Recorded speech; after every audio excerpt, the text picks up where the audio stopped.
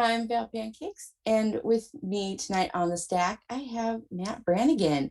He can be seen on IWTV and New Wave Pro as one half of the tag team champs, the Tart Foundation, and putting in work across the Midwest in promotions like Asylum Wrestling Revolution and Old Wrestling. Please welcome Matt Brannigan. Hell yeah. So I have a feeling that tonight's going to be a lot of fun because you seem like a lot of fun and you're already hitting the claws. I seem like it. Well, this is my first time really talking with you. So so to start off tonight, what kind of claws you drinking? Let's see what we got. We have a pineapple claw. Ooh. I'm not really tropical. Sure. It's all right. On a scale of 1 to 10, where would you put the pineapple White Claw? Right now, I think I give it a 7, but by the end, I'll probably give it a 10. Fair enough. Once I'm feeling it, I'll be like, this is the best one. But what was a young Matt Brannigan like? How young we talking? Like when you were growing up, before you, teenager age, maybe 5 years old. I don't care, whatever you want to tell me. I've pretty much been the exact same forever, except for the part about me drinking a lot. But that's a newer development. But aside from that, I've been pretty much the same. Though I used to be fat. I used to be like 65 pounds heavier. Wow. That's the only difference. Everything else is the same. So what was your first exposure to wrestling? Shit. It's just, I can't really remember. It's just always been on. My dad and my older brother watched it, so I've always watched it. I can't really pinpoint an exact first thing I ever saw. It was just always there. So what was your wrestling inspiration? Like, who were your favorites growing up? Oh man, I had so many stupid favorites. They don't even make sense. I remember when being really young and thinking Ultimate Warrior was awesome, because I remember my brother showed me him versus Hogan, and he gorilla pressed Hogan, and I was like, that's the coolest shit I've ever seen. And then I liked Chris Jericho and WCW a lot. I liked the Hardy Boys. I liked fucking like Japanese wrestling. I'm trying to think of like Tiger Mask and Dynamite Kid. I'm like all over the place. Chris Jericho and WCW was a special time. Yeah. My brother was he's like older than me. He was like a tape trader. So I saw like all sorts of stuff when I was really young. So like as being part of like that tape trader, like what you said that you saw all kinds of stuff, and you said, I know you mentioned Japanese stuff, but what was your first exposure to like independent wrestling then, as opposed to like? Okay. Well, my first exposure was probably WWE used to have a developmental around here in like the Cincinnati area. They used to have HWA. And I used to go there when I was really young. My family would take me, and I would see like Brian Kendrick and like shit. Who else? They had like Garrison Cade. They had all these guys. I'm too buzzed to remember, but back when that was a developmental, like William Regal was there. All these WWE guys would just show up intermittently all the time, and that was like the first like indie thing I ever saw. I was like 8 or 9, and I just remember from then on I was like, oh man, TV wrestling like sucks compared to this is way better. So I've just been like watching the indies most of my life. So how did you decide to pursue wrestling? Well, I wouldn't say I was a backyard wrestler, because I wrestled in my basement. So I was more of like a basement wrestler. But from when I was like 14 to like 18, I was wrestling in my basement. We were putting on these like monthly shows all the time for our friends. And we would do that. I don't know, it was just fun. And then I saw that there was wrestling nearby. I dropped out of college like twice already. So I was like, I could use some shit to do to waste time, make my parents upset. So I just started doing it because it just made sense. So, is there any footage of your basement fed? There is. Is it on YouTube for people to see? What? Well,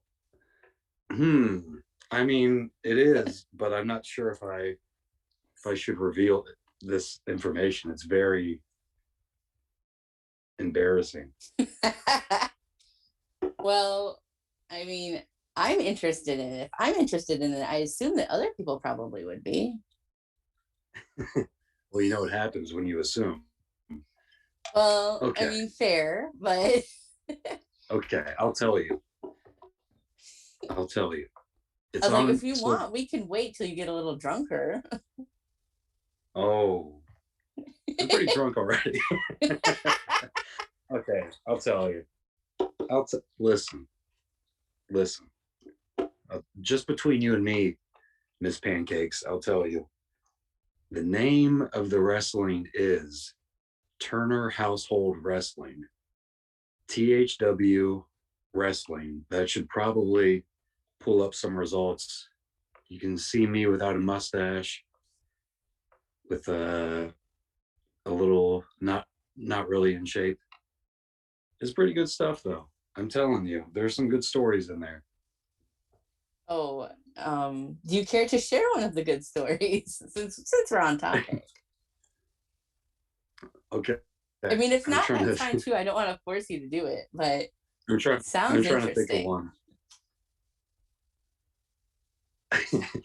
I see. I'm going to tell the story, and I'm going to think it sounds really good, and I bet it just makes me sound like an idiot. But I'll tell you anyway. So one of the stories was I played a wrestler named Masked Mexican Superstar, who was a generic jobber who became the heavyweight champion. Uh, so he had no moves because he was a jobber. He had no theme music because he was a jobber, but he moved up the ranks. But anyway, he wrestled a guy named High Q, who was like a genius, and he had a dictionary. And they had a title match where they hung up the dictionary and the world title belt. So like the smart guy had to choose between knowledge and prestige when he climbed the ladder. And there's just stuff like that. I mean, It's that's a really very stupid, but clever. it was. It's a clever thing to Go do ahead, go. as. Oh, I apologize. It's a clever thing to do as part of your, you know, basement federation, your basement company. Yeah, yeah. I'm That's like, awesome. it's funny if you watch it. The ladder goes like right up to the ceiling, like as we're in a basement. So it's just like we could easily grab the stuff without even getting on the ladder. So we set up the ladder and we keep reaching for this thing that we can easily reach, and we like keep milking like one step at a time and acting like we can't get it. It's really dumb. See, that sounds great to me. Like, I'm definitely going to look that up after this. Hell yeah. And I mean, I'll probably tweet out that link. Oh That sure. way, that way everyone can Damn. see Everyone can see my how. shame. Don't look at it like that. Like, look at it like, look how No. far you've come. Yeah, exactly. Look where I am now. Talking to me. So, I know you said that you did kind of home training. Did you do any like formal wrestling training? Yeah. I trained at Rockstar Pro in Dayton, and I don't know. I don't even know if they're still around, but that's where I trained with Cody Hawk and a guy named Ben Chimera. And I remember I showed up and I was like, I'm just going to pretend, I'm just going to do whatever I want. I learned enough in my basement. I think I can fake it. So I remember the first day, I just did some stuff that I had done in the basement. And they were just like, do you have gear? When can you start? And they booked me like the next show. So I only did the one training, and then they put me on the next show, and I had no gear and like no idea what my ring name was going to be. And I had to like think of all that. And I wrestled in like gym shoes and sweatpants, I think. I was gonna say, did you But have like the black, like knee length gym shorts and a t-shirt? yeah, pretty much just something really, really shitty like that. So you only took one formal training class and they were like, you're booked, pal. Yeah. And then I was booked every week, sometimes twice a week, forever. I kept doing training, but yeah, they just threw me on pretty much immediately. So when you were wrestling in your basement, which is, sounds so funny when I say it, did you have like a ring, or like was training the first time of you being in an actual ring? Yeah, training was my first time in a ring, other than like meet and greets at like HWA when I was a kid. But but yeah, that was like the first day I was there, they had to show me how to bump like formally. I never really done. I'd fallen on my basement floor like plenty of times, but like this is the very same basement, by the way, where I wrestled. I'm in my parents' basement right now, so this is it. Are you I wish I really? could show you around. Yeah, yeah. I mean, I wish I could see where the belt and the dictionary were suspended. Oh man, I wish I could show you. It's it's amazing. There It should should be be in a like museum, a really. plaque, like a like they put on historical places. Oh man, someday. So what was your first bump in a real ring like? Like how did you feel about it? Uh, it was pretty easy. Like I remember, I don't think it wasn't like a perfect bump. It wasn't bad. My second one was better, but like the in terms of like how it felt, like falling in the basement is just, this basement floor is like carpet on top of concrete. So like the ring was like a step up. I'm like, hey, this ain't so bad. Like, well, it's better than the concrete. Yeah, this is way better than the concrete. So yeah, it was pretty easy. Like, I mean, not to say that it's like not, painful and stuff, but it was definitely like, hey, I could get used to this. This is nothing. Granted, the bumps in the basement were like super small. Like we didn't like do a lot. We mostly just did character stuff. So like once I started wrestling real matches in a ring and it was like a lot of bumps, like then I was like, okay, this is rough. Well, But it's in not terms like of you. just the first, oh, go I'm ahead, go sorry. ahead. I know you're much more I entertaining already than I forgot. am. I was Oh, just come on. I was just gonna say it's not like you. It's not like you had ropes to jump off or fall off or anything. That's Although true. I'm We sure had that you couches, jumped off the couch. springboard off the second cushion, elbow drop. So what was your like basement finisher versus like your real wrestling finisher?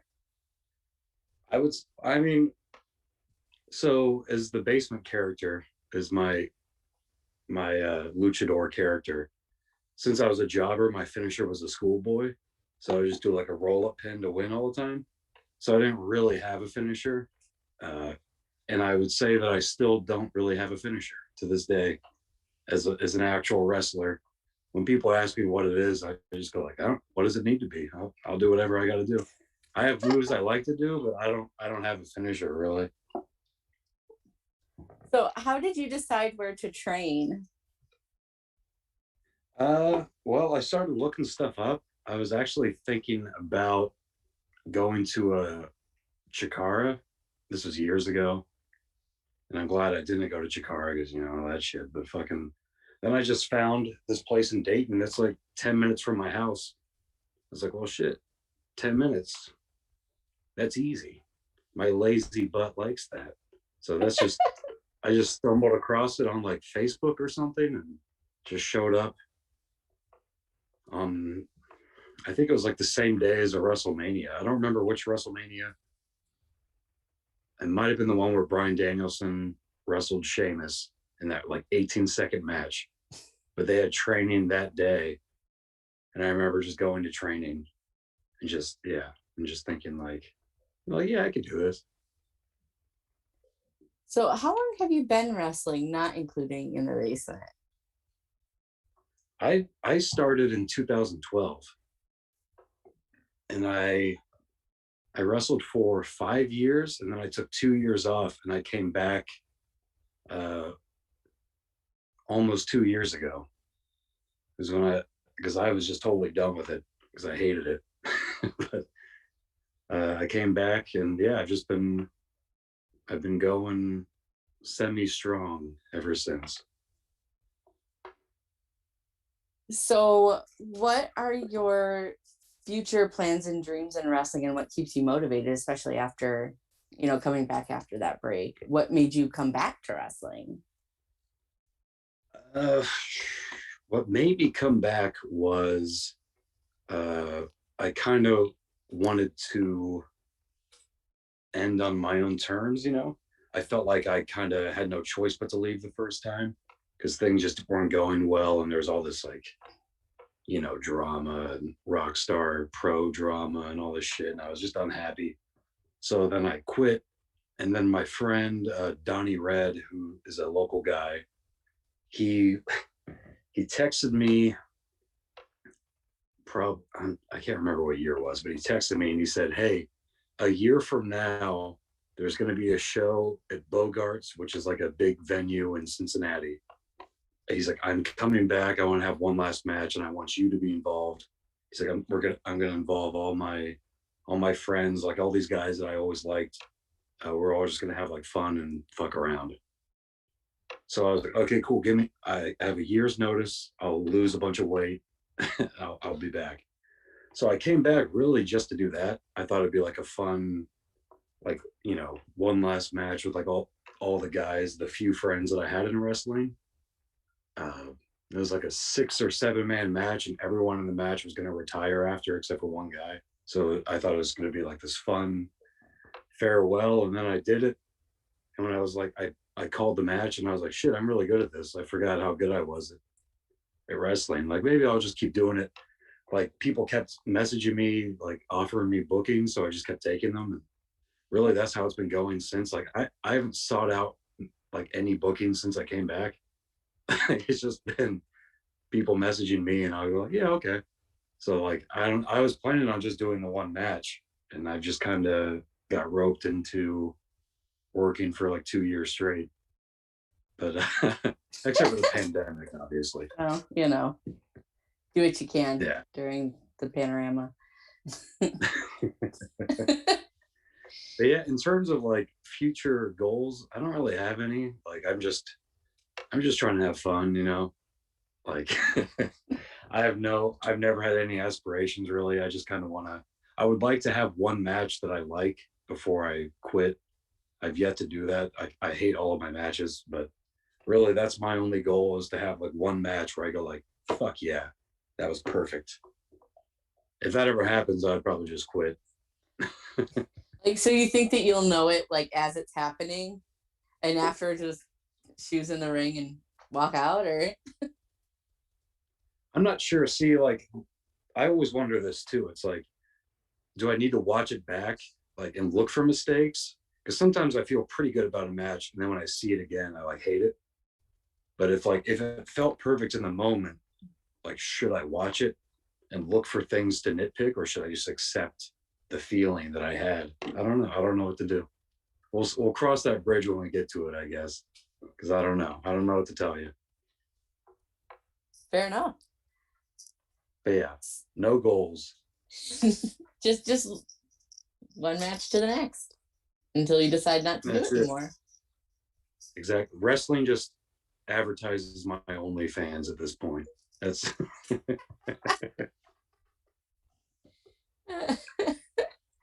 I mean, that's all I'm doing. whatever is your biggest money maker. Does the Dude, wrestling I advertise the I OnlyFans, or got does the OnlyFans advertise the wrestling? this. Listen, I almost tweeted this earlier today and I didn't because it made me mad. But I was thinking, I was like, I made more off my first month on OnlyFans than I did in 9 years of wrestling. And that pisses me off so much. Like, oh man. So I was like, I should just quit wrestling. But I got to do the wrestling for the OnlyFans now. Now I do wrestling to advertise OnlyFans, which then pays for wrestling. So it's like it's crazy. Goes in a It's a circle. crazy, yeah, it's a whirlwind of bullshit and dick pics. I mean, at least when you're on OnlyFans with those things, you know that people are consenting to viewing them, and then you won't get canceled. Exactly. Now you're talking. Good thinking. Good thinking. I'm here to help. All right, I'm 3 White Claws in. Did you get like a variety pack of claws, or did you just get pineapple? Variety pack. I got a variety pack, even though the next one is also pineapple. Wait, what else do I got? I got black cherry. Don't forget, I got Tito's. Well, this is getting lit with Matt Brannigan. Yeah, I gotta slow down. I forgot to mention I haven't eaten any food today, so I gotta really slow down here. Not even a Pop-Tart? Not even I got Pop-Tarts over here, but I haven't eaten any yet. And I also have a Reese right here, but of course you do. So what has been your greatest achievement in wrestling? And you can like look at a title, or if you had like a specific match or an opponent that you've worked with that you're proud of, or entertaining the children, or whatever whatever you consider your greatest achievement. I don't know. That's a tough one. All the things that really like stick with me are things that shouldn't be considered great achievements, you know? They're almost like embarrassing memories that have made me laugh. Like I can't even think of anything that I'm actually proud of, which is disappointing to say, but the friends you've made along the way. I barely made any friends. I've only started making friends in wrestling like this year. Like up until now, I like never had any friends in wrestling. But let's see. So I can't even tell you that bullshit. Shit. Hold on. I got something. Okay. Here's one. Here's a real answer. I was trying not to give you one that was like all shitty. How about, okay. So I wrestled, I had a 4-way match with Alex Colon and Chris Brooks and Rich Swann when I wasn't even a year in at the time. And I just remember they were like we were like playing the match, and it was just stuff that I'd never like heard before, stuff I'd never done before. And we just did the match, and it was like it's a pretty simple match. It's even on YouTube somewhere, but I just like hung in there. I'm like, I didn't do amazing or anything, but I was very proud that I was able to like keep up with them for the most part, because I was super nervous about it, and I was so green and shitty. Yeah, and that felt really good. It was just like that was the first moment where I was like, hey, I might actually be okay at doing this. Like that's a lot of different styles in one match. Yeah, all those guys are so good. Like, especially like, I mean, everyone like Rich and Chris Brooks kind of have like bigger platforms, but Alex Colon is so good. I'm glad that he's like blowing up now, but he's so freaking good. He's always been one of my favorite guys. I've only worked with him like probably 2 or 3 times, but yeah, he's amazing, and he's just a cool dude. Solid. Like that's awesome. I am going to try to find that match too. I'm gonna have a Matt Brannigan YouTube night where I just watch your basement work and which sounds creepy, but isn't. Stuff? Oh, I'm gonna absolutely watch the basement stuff. Yeah, don't call it basement stuff. I don't like that. Call it. We got to think of a better thing. I don't like that at all. But yeah, you'll watch the basement stuff, and then you'll watch the four way, and you'll be like, you know what? I think I like the basement stuff more. I got to be honest. He seems more in his element outside of a ring. In a basement. He's much more comfortable in a basement. I feel like that probably says something about you, but I don't know what that is. Whatever it says, it's not good, and we don't have to talk about it. But it says something. So, what has been the greatest obstacle that you've overcome in wrestling? Well, what type of obstacle? Like It just can be anything. It can anything? be, yeah, it could be like a personal like problem that you had, or it could be if you had like an injury that you came back from, or like people Hmm. here, it's like it's kind of a black hole. So if people get out, like that's the obstacles, just geography. Yeah, I would say I probably have a couple. I would, maybe on a simpler level, more personal would probably just be first started. I had really bad like stage fright. Like when I first started doing like the basement stuff, uh, even though I was just messing around with my friends in front of my friends, it like stressed me out because I just hated like performing. It just always just messed with me. And then like overcoming that in the basement, as stupid as it sounds, when I started actually like wrestling on shows, it like just felt really easy. Like I'd already overcame this fear of like performing in front of people, which would have, so instead of like having to spend years overcoming that in front of like an actual wrestling crowd, I overcame it in front of a basement crowd. So that was pretty nice. Because yeah, I was always pretty shy up until doing that. For my cat's here, by the way. That's what I'm reaching over here for. Oh, I love cats. So show off your cat. I'm trying. Come It's here, baby. cat time.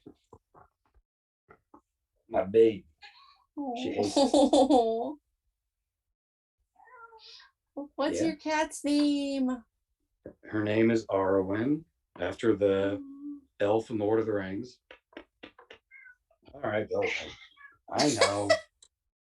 She hates it when I drink. She knows, like, She knows. She's like, not again, Dad. But anyway, another obstacle would probably be just quitting wrestling.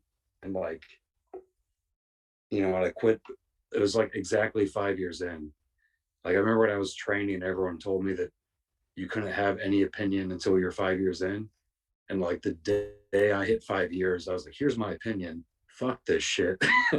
I'm out of here. And I just left. I like hated wrestling. I couldn't even like watch wrestling as a fan anymore for like over a year. And just kind of being able to overcome like a complete hatred of wrestling and then like coming back and everything. That was probably more, that was pretty significant too, I guess. Those are the two. Those are my two obstacles. so you said that you had stage fright and you hated performing the basement stuff, but you stuck with it. Like, what made you stick with it? Like, what about it that you loved, like that kept you there in your basement? When it would be done, it would feel good. Like that was really funny. Like that was really good. But it was just every time it was like a struggle of like, can I crawl through all this shit that I'm gonna feel to appreciate it when it's over? So like every time we did it, it was like super stressful. Like just I don't know, I would just feel like sick with like nerves and stuff. And then when it was over, I'd be like, yeah, that wasn't so bad. But it just took so it was just kind of like luckily the things we were doing were like funny enough that I would appreciate the like if we had bad matches down here that weren't funny, I would have stopped. But luckily they were like entertaining enough to me that when it was over, I felt good enough to try it again the next time, even though it would stress me out. So it's kind of just like just the satisfaction of when it's over, or maybe just relief of when it's over. Maybe I'm like crossing some wires in my brain here, but uh, yeah, It's hard to say. It also just was. I was so young that I just felt like I had to do it because all my friends were telling me to do it. You were peer pressured into wrestling. I was peer pressured. I was peer pressured into wrestling for 6 years in a basement and 9 years on the indies. Oh shit. Look at you now. Look at me now. I'm still in the basement. I've come so far. I would say it's come full circle, really. That's a better. Yeah, I haven't been. That's a better way to look at it. No, yeah, no. I've seen some of your matches. They weren't in a basement. They were not in a basement. Or were they? What is anything but just the basement of the sky? I don't know what I'm talking about. That got really philosophical for me. It did, but it was like a White Claw philosophy. Like it doesn't really make any sense. It's like basic white girl philosophy. Hey, take it easy. Don't call me basic. That hurts me. Oh. I don't believe you. How dare you? So when you're traveling to different wrestling shows, like what is your like go-to road music? Like someone hands you the aux, like what are you listening to? Well, I feel like I've been listening to the same music forever. I got a lot of disco, a lot of funk music like Rick James, Bee Gees, Curtis Mayfield. I got all sorts of stuff, like random jams from like the Gap Band, the Fatback Band, all sorts of weird. I don't know. That's my stuff. But I also like indie music, like early 2000s, like indie rock, like the Unicorns and Arcade Fire and Thunderbirds Are Now. All the stuff that pretty much everything I play in the car is guaranteed to make everyone mad. I mean, the 70s was a real, that threw me for quite the loop there.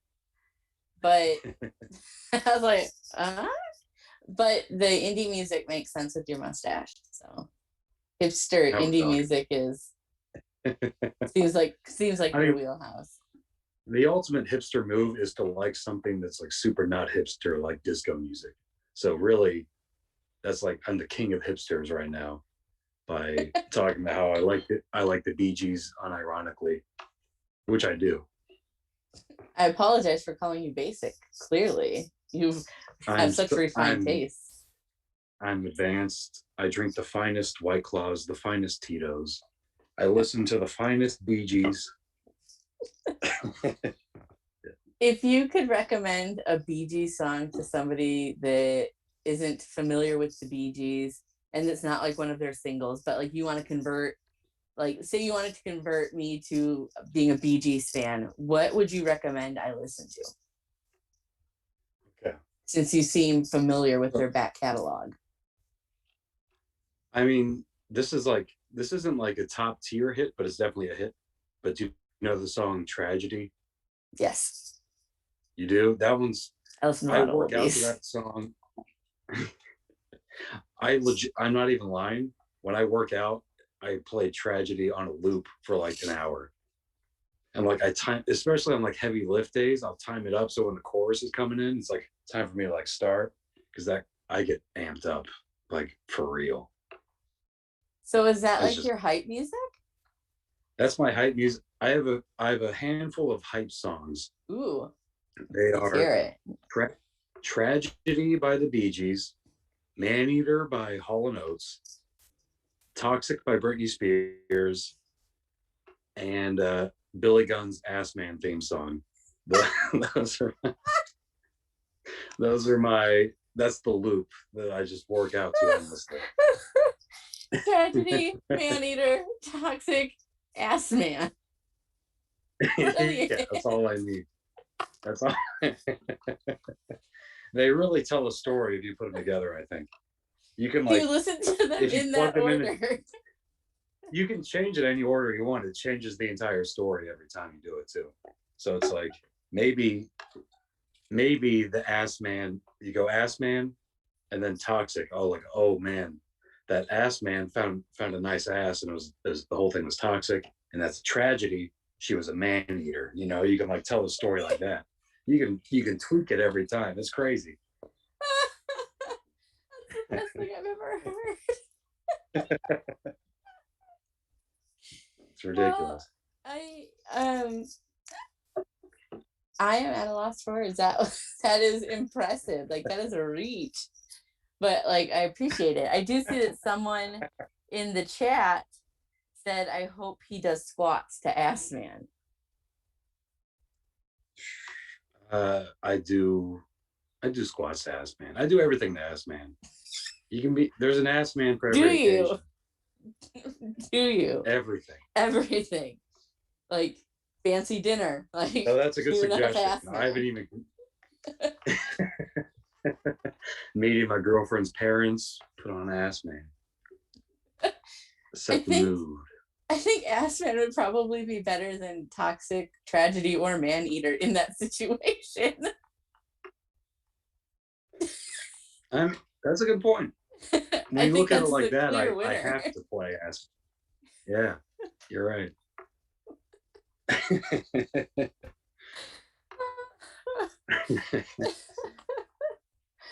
Well, I I wish didn't see that I'm coming. using my phone to talk to you. I wish I could like hold up my phone to show you that that's like an actual playlist that I have. Is those four like if I If wasn't using my phone to talk to you, I'd show you. if you send me a screenshot after our conversation, I would definitely tweet that out as part of my like review. Hell yeah. Now we're talking. That's so awesome. So I know what you listen to when you're on the road, and I know that you are kind of a snack guy. So what are your go-to road snacks? I know a couple, but for everyone else, let's run it down. Yeah. So, okay.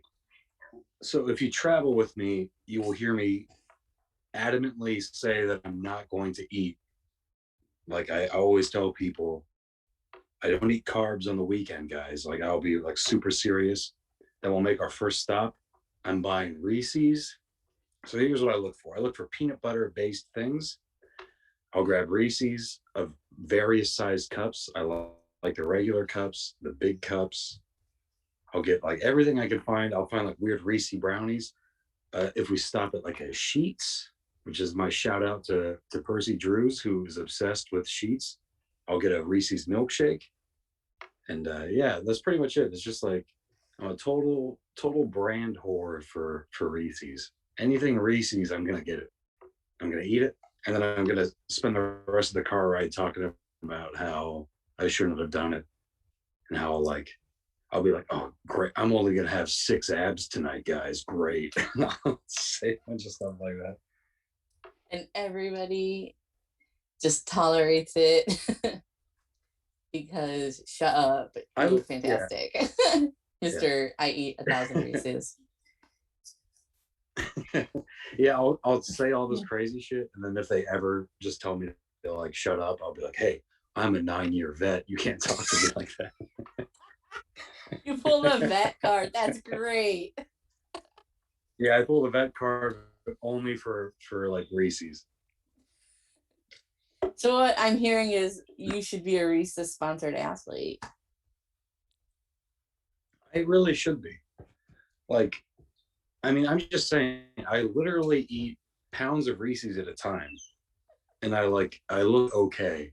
I feel like that's like I should be a spokesperson for Reese's. Like, hey, you can eat. I ate 3 pounds of Reese's today, and look, I have abs. And they'd be like, wow, that's crazy. Even though they should never really condone eating that many Reese's. It's definitely not healthy, but I make it work. Damn it. Well, not with that attitude.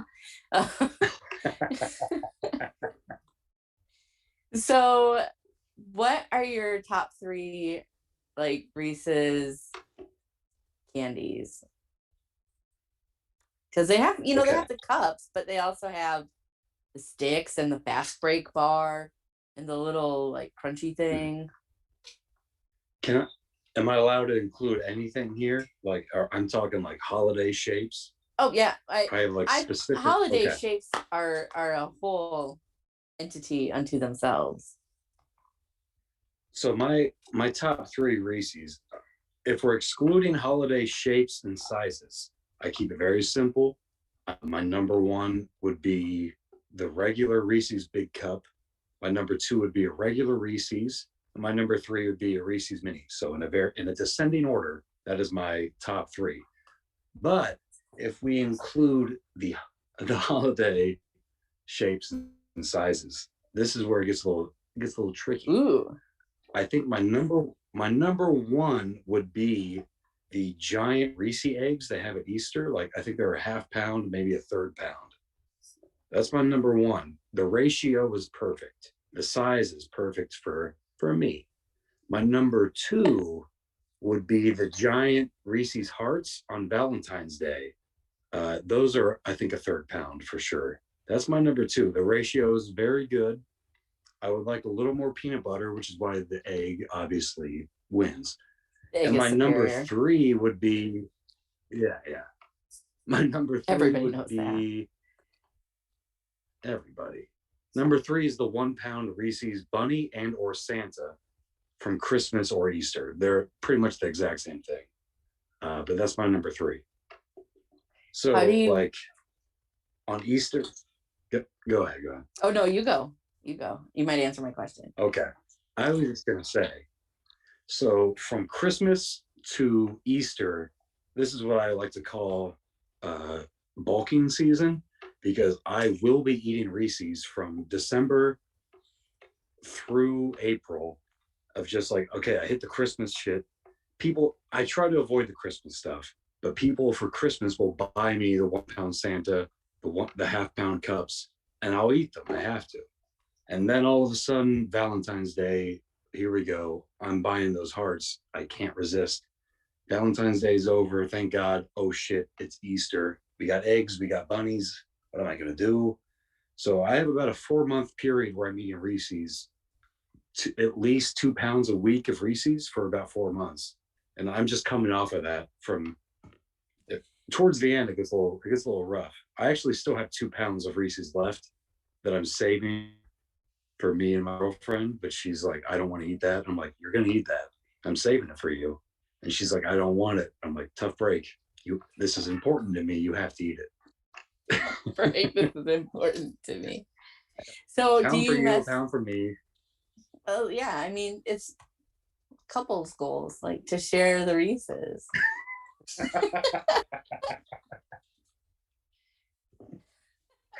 Yeah, exactly. So, do you mess with like the Halloween pumpkins? Because like Halloween is like it's kind of tipping into that like Christmas season. Yes. See, I mess with it. I try to avoid it because it's so close to Christmas and I know that I have 4 months straight coming. So I'll see it. It looks really good.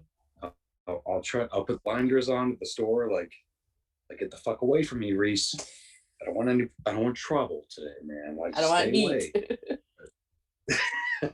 You're shooting on me, Reese. But yeah. Ease up, brother. I do this thing. There are some wrestlers who can attest to this, who have witnessed it, where I like when we make like pit stops and we're buying snacks and stuff. If I'm being really strict, I'll just like go into the gas station and I'll just look at food, or I'll like smell food and I'll ask to smell other people's food. Like there's a guy named Adam Rorgis, and we travel together, and he just like caught me. I'm like taking pictures of donuts at the gas station. He's like, "What the hell are you doing?" And I was like, "Nothing." It was like I'm hiding pornography, like nothing. And then I go home and I look at the pictures of the donuts, and I go like, "Yeah," and I'll zoom in, like, "Yeah, that's nice." And But yeah, that's when I'm being super strict. I'm like, oh, it looks Like like I'm like being a fucking pervert, but it's just food. I'm just hungry. But it's like your wish food. Like, I wish I could I eat swear, this. yeah. Like So, sometimes I'll like people will buy like food. I'm like, hey, can I sniff it? Like, can I look at it? And I was like, hold the food. Like, yeah, that's nice. It's a good weight to it. Yeah, that's good. so I know that you're into Pop Tarts as well. Yes, into Pop Yeah, Tarts a little bit, a little bit. What, like, yeah. top three Pop Tarts? Okay, top three. I would say I'm my a fat number girl and I one love food, is so I'm gonna ask you about it. okay. I want to know what your top three are after I do mine. Okay, My after you number do one yours. is peanut butter Pop Tarts. Okay, peanut butter Pop Tarts number one. S'mores number two, though that's a little basic. It's just good. And number three, I don't know. I feel like I so rarely get to between the strict diet and the Reese's. I feel like I don't make enough time for Pop Tarts to have a consistent number three. Probably something fruity, maybe. Oh, I'll tell you what it is. Here's what I like to do. I like to get like the wild berry, and I like to get two of the peanut butter ones, and I'll make a PB&J Pop Tart with three Pop Tarts. Sometimes two, but usually three. So my That's number three would be wild berry. that's a lot of Pop Tart. Dude, don't get me started. One time I ate 40 Pop Tarts in a day, and I just like laid on the couch and felt sick for like about 2 days straight. But it was a good day. I was into it. Was it all one kind of Pop Tart or was it like a variety of kinds of Pop Tart? I had a variety. I can't remember all of them, but it was around Christmas time. I was using the sugar cookie holiday Pop Tarts as like a palate cleanser. So I was because those are okay, but they're really basic. So I'd have something like extravagant, and then I would eat one or two of the sugar cookies to kind of reset my palate, and then I would put something else on. And I just ate boxes and boxes of these Pop Tarts throughout the day because I had a crazy cheat day where I was super strict for like 100 days, and I was like, I'm gonna Oof. eat all these Pop Tarts. And I got like 10 Pop Tarts in, and I was like, I can't, I gotta stop. But I was like, I bought all these Pop Tarts, I have to do it, or else they're gonna be here and they're gonna mess me up later. So I just did it, and I didn't puke, even though I wanted to puke. I withstood. I was steadfast, and I did not puke. Well, that would have been a waste of all those Pop Tarts. Exactly. You gotta hold on to those calories. What are your top three Pop Tarts? So I would say probably brown sugar cinnamon. Classic. Can't go wrong there. Um, Nope. cherry, cherry regular. That's a good. And then I'm That's a kind of good one. torn on the last one because s'more is pretty good, not gonna lie. But I also kind of liked the Fruit Loops ones that they just had. But I feel like the Fruit Loops ones are just Oh not shit! sustainable. No, Those are no, pretty good. those are good though. I That's forgot like about a those. good treat, a treat Pop Tart, Yeah, I not your basic I ate one of those everyday. during a match. I did a match where I like ate a Pop Tart to like power up, at New Wave with, and I ate it, and it was the first time I'd had it, and I remember I was like eating it, and I was trying to like be in character and everything, but I was thinking like this is really good, like this is a great Pop Tart, and I was like it was kind of taking me out of the zone, and then also then I started doing the moves, and then I was like, man, my mouth is so dry now because of this fucking Pop Tart. So now I don't do that spot anymore where I eat the Pop Tart to fire up because it dries out my whole mouth. Usually distracts me because it tastes so good. I can't do it. So are you a toast your Pop Tarts guy or a like cold out of the package guy? Yes. I toast. I toast. You gotta toast them. See, I'm a cold If out the of the tarts package. don't, well, that changes the whole discussion. Now your top three makes more sense because the three you picked are very good untoasted. So that changes the whole dynamic. Now, if we're talking like freezer Pop Tarts and everything, that changed. That's a whole different discussion. I've never had a freezer This is a Pop-Tart. whole fucking. Okay, here's what you got to do. You gotta listen to me. Go to the store, buy what are those fucking they're the fucking fudge chocolate fudge. I don't know what they're called. I used to have when I was a Like kid. the fudge sundae or something. Maybe I think they're like it's like a fucking brown crust, brown icing, has like little white sprinkles on it. Can't remember what it's called, but you put those in the freezer or in the fridge. If the freezer is a little too extreme for you, the fridge will do. And those are good in the fridge or freezer. I recommend that because there's a whole different tier list for temperatures that we're opening Pandora's box here. I don't know if you Well, want to get. I don't know if we could get into all this. I'm sure that there's like I'm sure that some Pop Tarts are better at other temperatures than other Pop Tarts are, but I would never fuck Yeah, with an unfrosted Pop Tart. I like you. You get it. Unfrosted That's Pop Tarts are for you're heathens. right. Yeah, that's so. It's just so basic. To use the word Us, that offended me earlier, it's so basic. us sophisticates like our frosted Pop Tarts. Yes, we have such refined palates. These unfrosted Pop Tarts offend me. I shan't partake. How do you feel about store brand Pop Tarts or I've never toaster had them, pastries, as they may be but called? I've never had them, but I will tell you that just the idea of them offends me greatly. Just get the fuck out of here. No one wants you. No one wants you toaster It's wrong. pastries. It's a bunch of bullshit. So, who are your road buddies, or who would you put in your Russell car when you travel? I have multiple road buddies. More often than not, the road buddies include Percy Drews, Riley Rose, Saturn Price, and is that it? I might be forgetting someone, and if I am, they're gonna be fucking pissed. But that's the usual. That's the usual carload is those guys. I've also traveled with a Warhorse, like a Crosshairs Kelly and Patrick Hickey, and I've traveled with them and Espiritu Maya, and those guys are super cool too. Like I like all those guys a lot.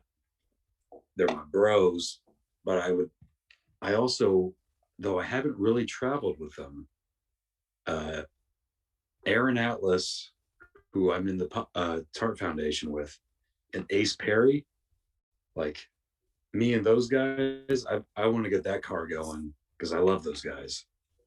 But yeah, those are all my guys, I think, and I might be forgetting somebody. Like there are guys who live nearby that I might be able to travel with, like guys who I really like and respect, like Aaron Williams is pretty close, and Josh Crane, and guys like that. But I've never really traveled with them, though I would like to.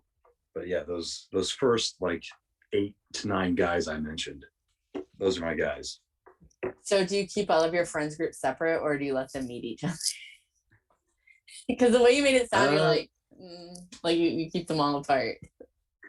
Like you don't want them to converge in one They've place. met each other. Do you watch Seinfeld, like the independent George from Seinfeld bit? Do you know what I'm talking about? Yeah. Okay. It's just like that, yeah.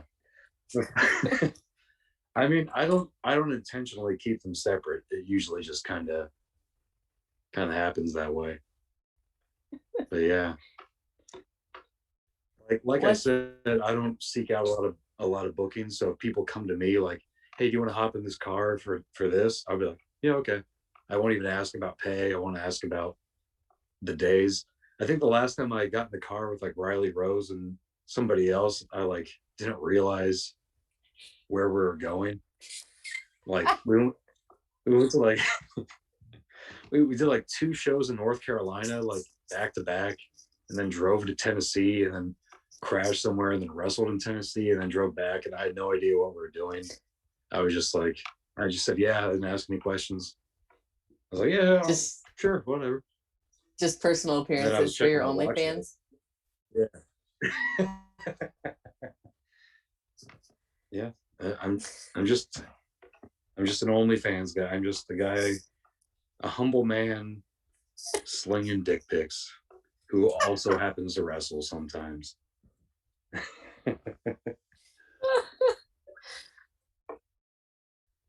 I mean, I appreciate the hustle. It's not easy.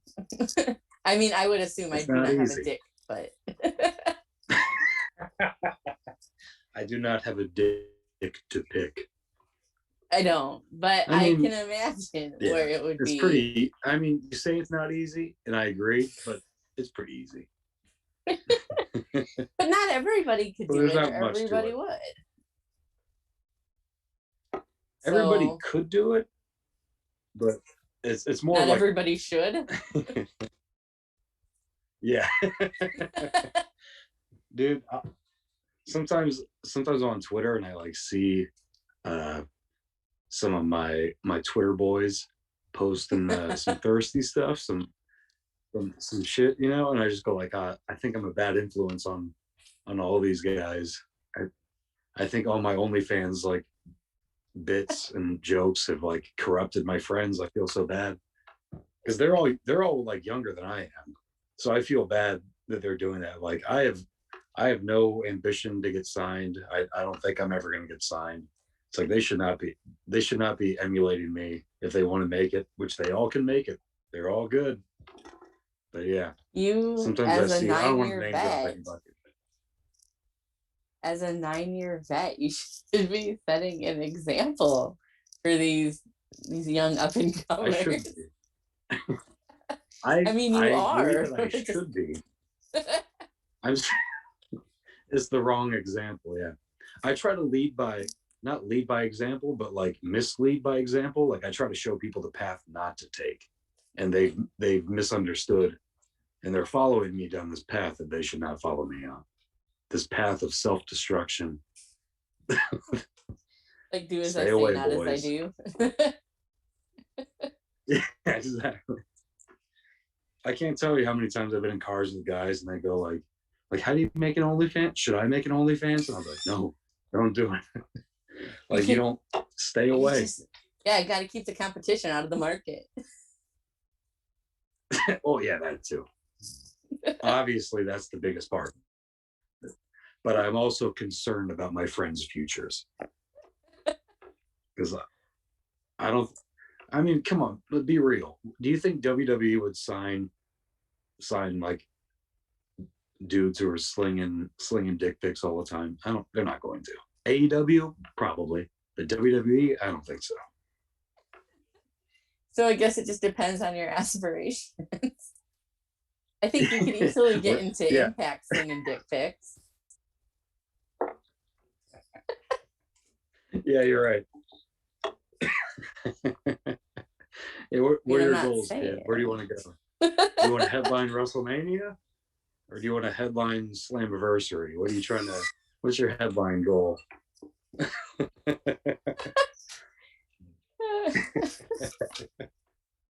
God damn. As a 9-year vet, I would expect you to know the way. I forget how. Sometimes I forget how long I've been doing it. And to be fair, I say 9-year vet. I took 2 years off. It shouldn't really count as 9 years, but I do it anyway. But yeah, I'm just a bad influence. Like I said, I'm not used to having friends in wrestling, so I get carried away with the things I tell them. Well, it sounds like you're having fun though, and that's important. Like it's better than being miserable all the time. That's true. I'm pretty miserable most of the time. I have a good balance now. I'd say I'm like 50-50 fun and misery at this point, that's better than it's ever been. I couldn't ask for more. I wouldn't dare ask for 60-40. 50-50 is okay with me. starts getting too good, and then you know some real bad shit's about to go down. Oh man, isn't that the worst when everything's good and you're like, here we go, the fall is coming. Right? And Oh you're shit. like, man, this has just been too good. Like, I know some shit's gonna come up here real fast. Yeah, it's been too good for too long. This high is too high. This low is going to be so low. It's the worst. Right? It's the Peaks and worst. valleys. See, the 2 years I was off, I was just on like autopilot the whole time. Like, I don't even like, I barely remember those 2 years of my life because I was trying not to have highs and lows. I was trying to just stay right in this middle misery consistently the whole time. And like, I don't know what I did that whole time. Like, I couldn't tell you really.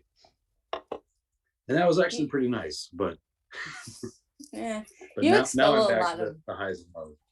you expel a lot of energy trying to keep yourself just functioning in a time when you're not happy. Like, at least that's how it is for me. Like, Oh yeah.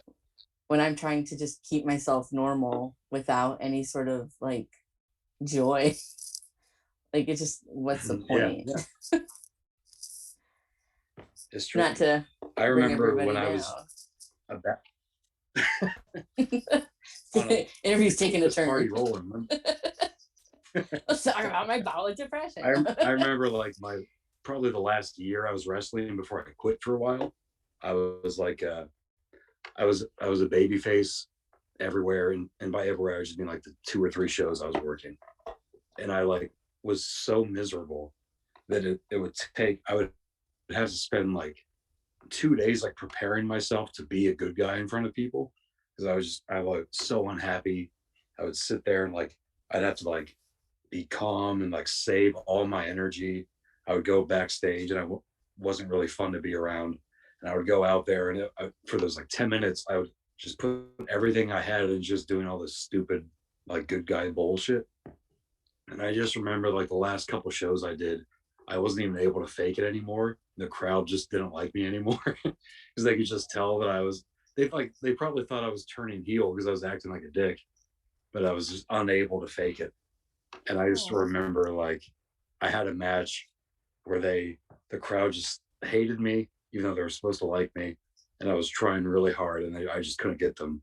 And then the guy they were cheering for against me was like the shittiest wrestler, this like 60-year-old man who's always been a bad guy. They were cheering for him, and I was like, all right, I gotta stop. this is off the rails. That was So yeah, the signifier for you. You're like, they're cheering this 60-year-old yeah, old man that can't they like wrestle and this is guy terrible. more than me.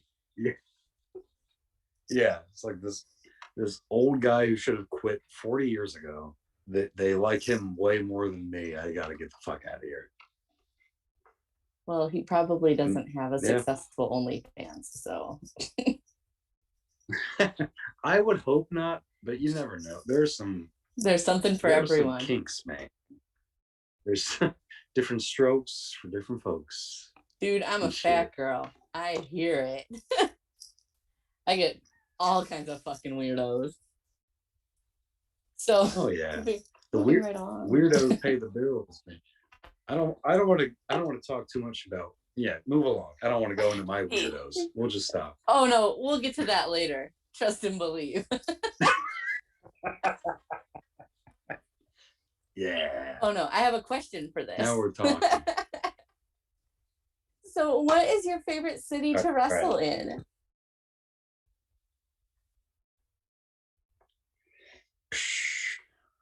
I don't know. I don't know. They've all been pretty similar. In the Midwest, I wrestled in New York before, and I was like surprised how similar it was to the Midwest. Uh, I like the New Wave crowd, the New Wave Pro. Their crowd, I really enjoy. They're just super into it. They like know the storylines, they know the characters, they know the gimmicks. I like that crowd a lot. The old wrestling crowd a lot. It's like super hipster crowd. That's like kind of more up my alley, as you can tell by this beanie that I have on, that I have surgically attached to my head. I See, the like the mustache was hipsters. what tipped me off. Yeah, yeah. This comes right off. As soon as I'm done, I'm taking this off. But, but yeah, those I like those crowds a lot.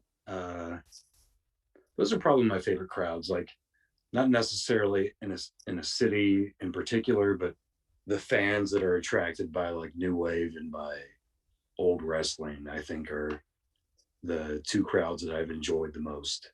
Who are kind of like vibing with the wrestlers. It's a nice give and take. Crowds that kind of get into it and aren't like too cool to have a good time. Yeah, they know that they're part of the show and they play their part. And it's all kind of just everyone's just having fun.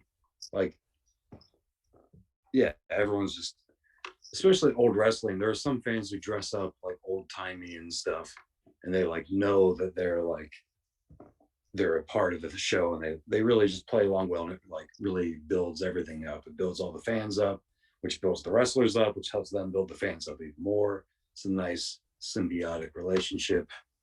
It's real nice. I've only I worked for would, old wrestling twice. I'm plugging them. I'm plugging them like I'm there all the time. I've only been there 2 times, but they very good show. well, they don't run like super often, do they? Like, I don't think they're not like an every month or. No, they're not. No, what do they do? Like up until the pandemic, it was what, like 3, 4 times a year, probably. Yeah, and I think it was running about quarterly. I love old wrestling. I want to go to an old wrestling show so bad. Like that is right It's up so my good. alley because I'm Yeah, I I'm work. into characters. Yeah, I think I hope there are more coming. I don't know if I'll get booked, but even if I'm not booked, everyone should check it out because it's fucking great. But I think I worked one show like in 2017. I don't even remember when it was, to be honest. Probably 2016. I don't know. And then I worked one in 2019 in September. So I've only done two over the years I've been been doing it. But yeah, Marion Fontaine is like one of my favorite wrestlers on the indies, and old wrestling is like one of my favorite promotions. So hell yeah. Marion And I'm not Fontaine just saying that wrestled. to get booked in the future. Whatever. Marion Fontaine wrestled here for my like local promotion that I always go to. And that was probably, oh god, that was like probably 2012, 2013, maybe. Like, it was forever ago. Mm-hmm. But stuck with me the Yeah, whole yeah. time because I was so into him and his character. I He's very so much good. enjoyed Marion Fontaine. I spent years like being a bad guy, like exclusively. And I remember like I think like when I came back to wrestling, I was always a bad guy. Like in 2019, when I came back, I was a bad guy. And I think earlier this year, I'm just like a good guy in most places now. And I was like, shit, I don't even remember how to be a good guy. It's been so long. It's been like literal years. So like I wrestled Fontaine in a singles match forever ago. And whenever I'm trying to think of good guy stuff, I just watch our match where he was the good guy. And I would just like see his spots and I would just like take ideas and stuff. Like, and it's sometimes I'll change them, sometimes I'll just straight up fucking steal them. But I just always like he's like one of my go-tos. I feel like me and him have a really similar style in terms of like the comedicness. He's way better than I am at it, but like the funny stuff that's also kind of good. Like I steal from him like crazy. Don't tell him I said that, but I steal from him all the time. I'm going to put that clip of this on Twitter and I'm going to No. specifically tag him in it just so he Ah, knows. shit. Well, also include in the clip me going like shit like that. Like, I'm going to include no. you That'll talking make it fun. like I'm going to include you talking like all the good stuff that you said about trying to get booked there too. So I'm just going to run all that together for you. Okay, Want to also get booked include here? this. I steal all Fuck of your that. moves. And then at the end be like fuck Marion Fontaine. Or like go like that. Include that too. So who have been some of your favorite opponents over the years? Marion Fontaine. What a surprise. What a shocker. Let me think here. I've had some really good opponents. Ace Perry, uh, Nate Matthews, Eric Dillinger. Let me think here. I don't want to leave anyone out. I've had a lot of good ones lately, which is very, very nice because I felt like I went a long time not having any good opponents. Not to say that I'm any good, but I wrestled Percy Drews for the first time over the last weekend, and he was fun. I would like to do more with him. Riley Rose. I'm gonna forget somebody that I'm gonna be upset that I forgot about. But I really liked working with Alex Colon, Jake Christ, Aaron Williams, the Rich Swan, Chris Brooks. I got to work Aleister Black one time, and that was really cool. He was really. I don't remember much of the match because like I got knocked out immediately, but that was really cool. I was a big fan of his indie shit at the time. I don't know. I'm forgetting somebody really important. I can feel it, but yeah, those are some of the guys.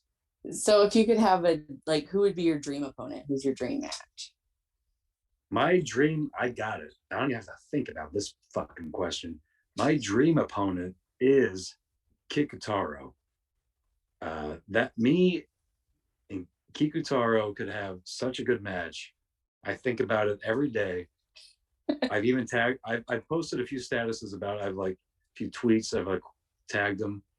She's like, hey man, you and me. And then my number 2 is Billie Kay. Me and Billie Kay could tear the house down. She is so good. I'm not being, people think I'm like fucking around when I say it. She is so good.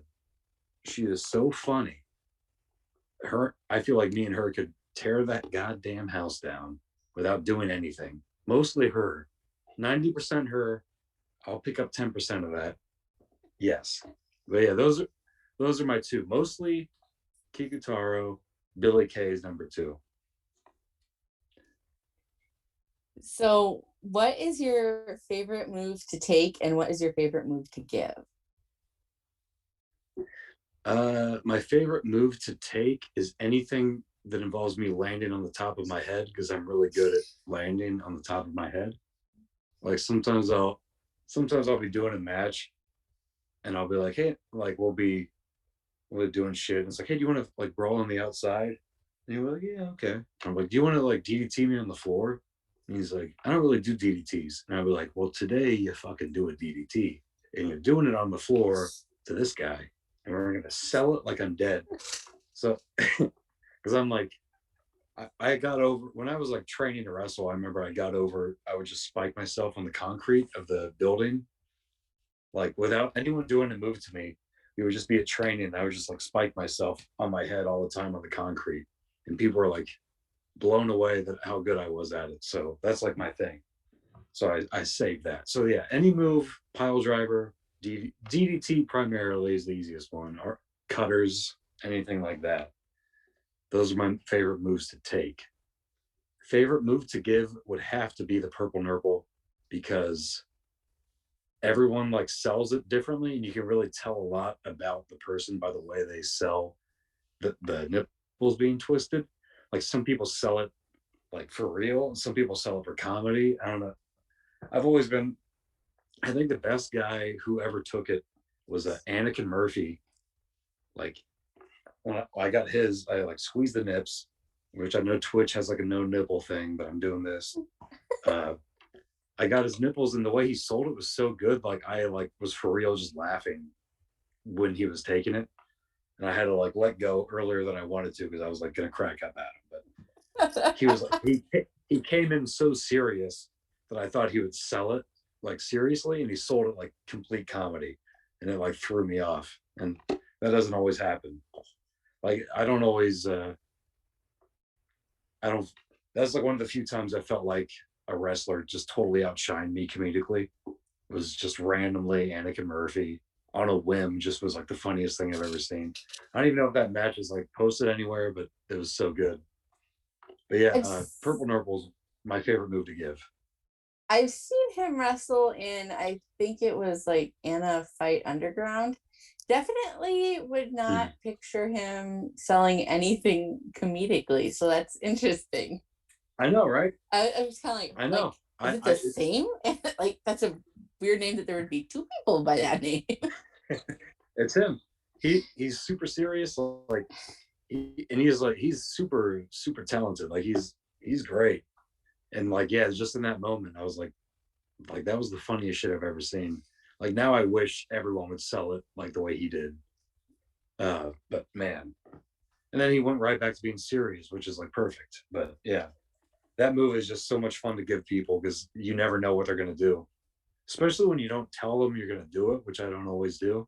Like sometimes I just because I usually my usual setup. I stole this from Tim Donst, who's a great wrestler who doesn't get enough credit. Uh, he used to do. He would like set up for a chop, and then he would like not do the chop, and he'd do the purple nurple. So I do that, but I milk it way more. But I just stole it. But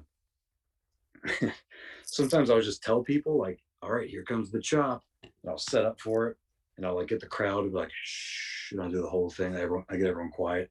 Who wants a big fucking chop? And do the whole thing, and I'll wind up, and then I'll just do the nipples, and then like they're surprised by it, and like I don't know, you get really funny reactions from wrestlers when you like don't tell them you're gonna do it, and it cracks me up a lot.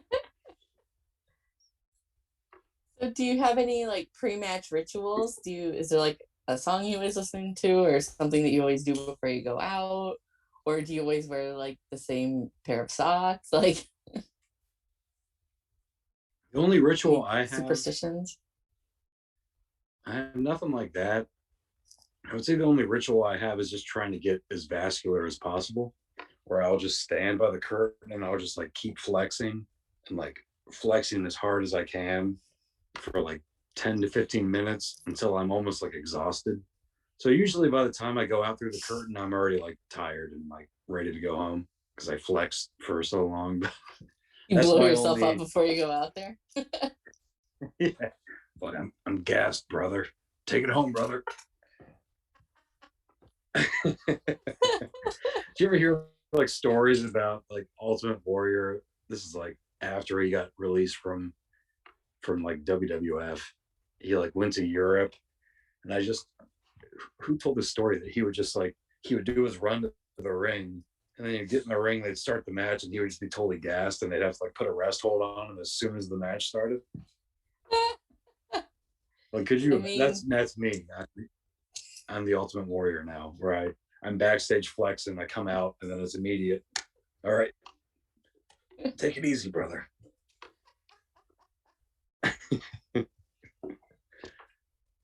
so I said that we would get to this question, and now we're here. Oh, What's the weirdest request you've gotten as a wrestler? as a wrestler or as As a wrestler an or OnlyFans? as an OnlyFans? Most of the people that I talk with don't have an OnlyFans. So,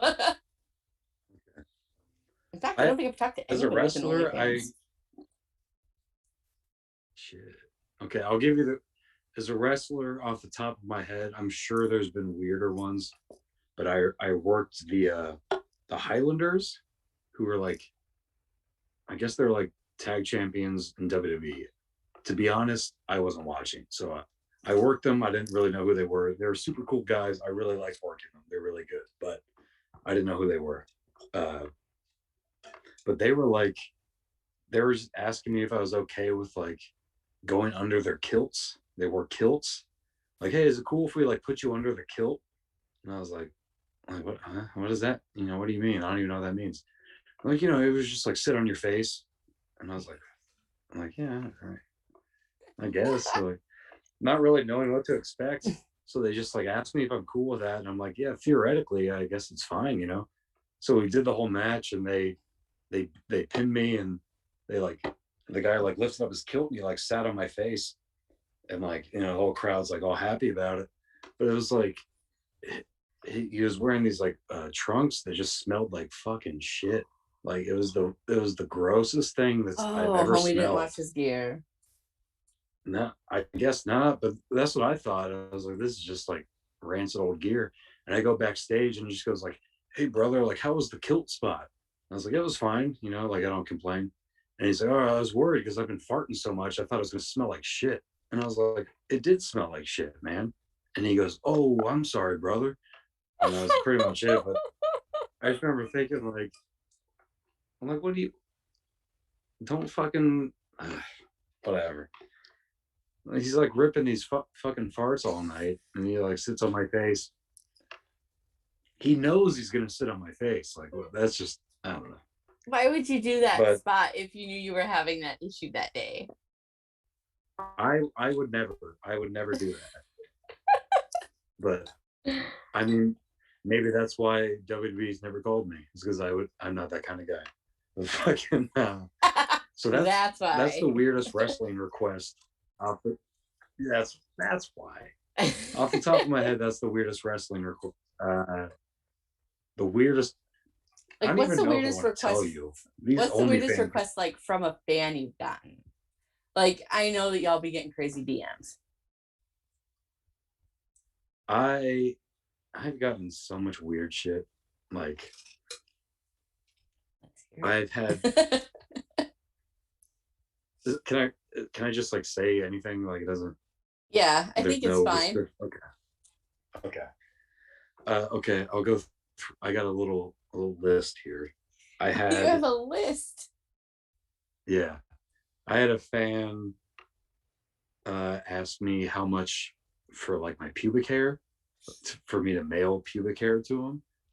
Uh, I had a fan request for me to ejaculate into a condom and express mail it to him so he could drink it. Uh, Oh my Lord. yeah, I've had I've had like fans ask me how much it would cost for me to like go to their house and like put like in full gear and like give them gear so that I can like choke them out in their living room and like shit like that. Uh, yeah, just shit like that. There's a lot more, just pretty much everything's in that vein. I've had a lot of that. I'm not surprised by any stretch of the imagination. But Mhm. it never ceases to amaze me all at the same time. Yeah. And As what's even more soon, shocking is it. oh, continue. Oh, go. What do you Oh, assume? no, I no, want to no. know what you assume. Oh, no, I was going to say, I assume it's I mostly think from males. mostly, yeah. I was just gonna say that, like, when I get these messages, I go like, you know, I want to be like, oh my god, how could they? And then I just go like, $200. Would you pay $200? Fair. But yeah, it's crazy. I mean, make your money Fair. where you can make it. If someone wants to pay you for weird things, as long as it's not hurting you, not hurting anybody else, make that money. Fuck it. There's always somebody willing to pay you something for whatever Exactly. they think they need. So Yep. Vince McMahon ain't paying my bills. I'm gonna sling some pubic hair then. I mean, it'll grow back. You'll be fine. It's funny because okay, when the guy messaged me that, he was like, how much for your pubic hair? I was like, brother, I gotta grow it out first. And that's gonna cost you. So there's gonna be the hair fee and then the growing fee. I've said too Make it much. worth your time. Make it worth your time.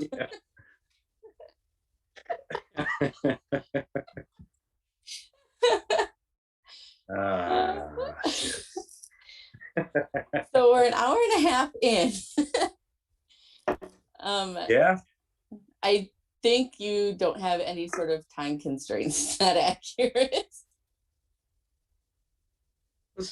Are you saying that because I'm in my parents' basement, I have nothing going on? No, Nothing prudent? I'm saying because I'm pretty sure we talked about it before the interview. Yeah, I got jack shit to do. Brilliant. I'm on White Claw number 5. I've drank two-thirds of this Tito's. We are in business. Hell yeah. Hell yeah. Hell yeah. So, what is the wrestling word that you use, word or term that you use most outside of wrestling?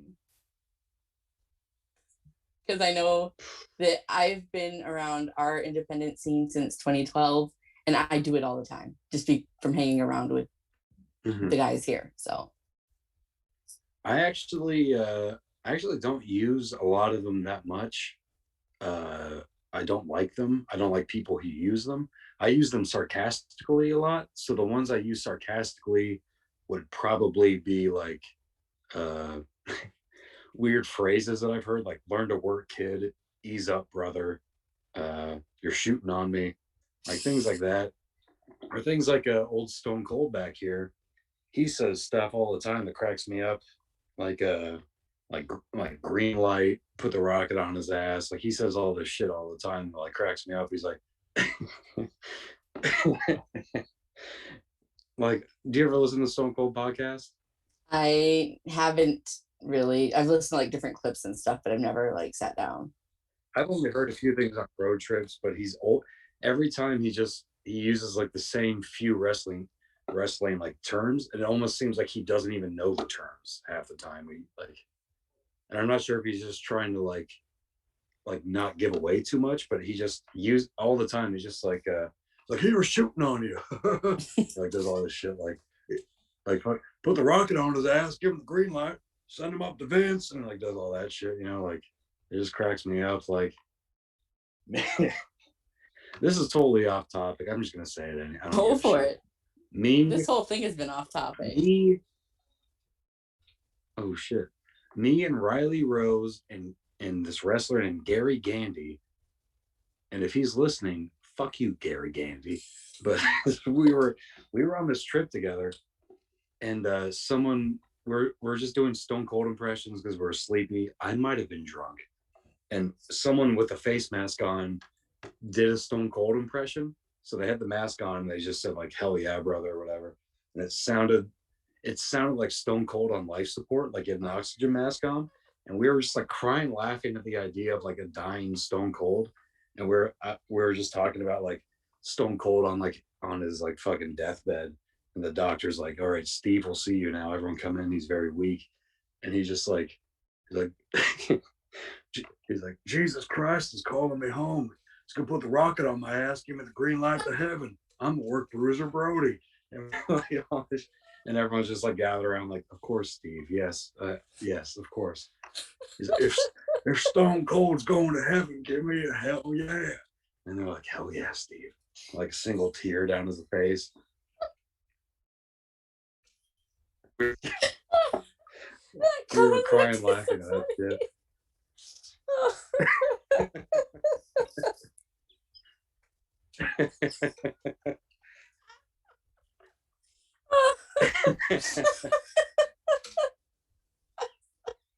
The Grim Reaper came to get me. I was like, Oh,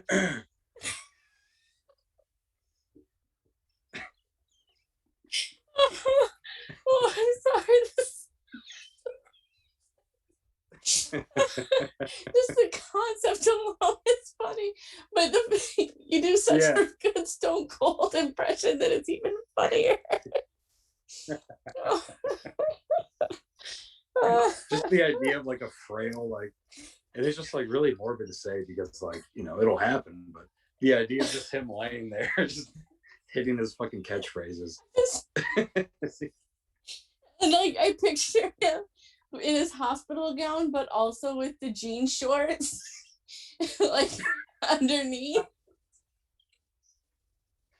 Oh no! The t-shirt and the vest over the gown. Yeah, he's like the vest over the.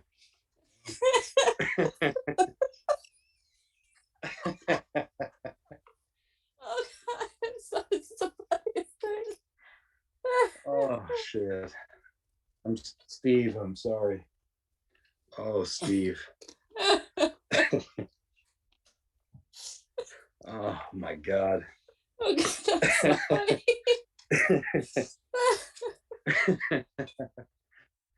Oh, Oh. She's like life support Stone Cold.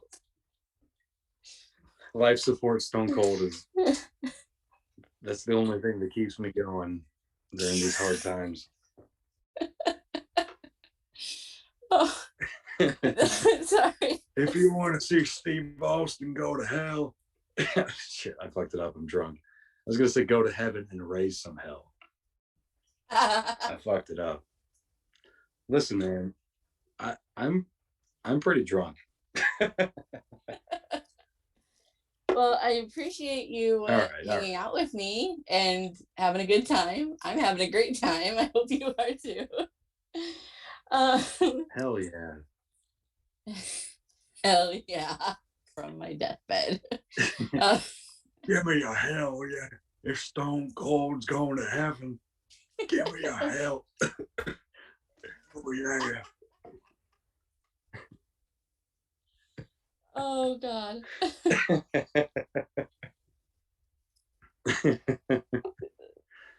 So, being a 9-year vet, I'm sure that you have some really great travel stories. Everyone has great travel stories. You did just kind of tell me the most hilarious thing I've ever heard, and that was sort of a travel story. But do share like some good travel stories, and you can go ahead and use any aliases you need to protect people from embarrassment if you so choose. I'm a name drop everybody. All right. I got time. I'm just gonna spout them off as they come to me here. Brilliant. I remember there was a show I was on that Buff Bagwell was at, and I remember someone said like Buff Bagwell has like this hat case for his like stupid Buff Bagwell hat, you know? Yeah. Like someone he was gone. He like I don't know what he was doing. I don't know if he's trying to sell merch, but someone was like, hey, I'll give $5 to someone who goes in Buff Bagwell's hat box and puts his hat on and takes a picture with it. And I remember a bunch of wrestlers were like, yeah, I'll put $5 on that. And I remember I was like, I'll do it. So I like went up, I opened up his stupid hat box. I put on a stupid airbrush hat that had a picture of him on it. I put the hat on and like took a selfie with. I remember like I put the hat on, I was taking the picture, and he just comes back and he obviously sees me doing it. And I'm like taking the picture like this big flash because we're outside. We're like behind the building where like everyone changes outside.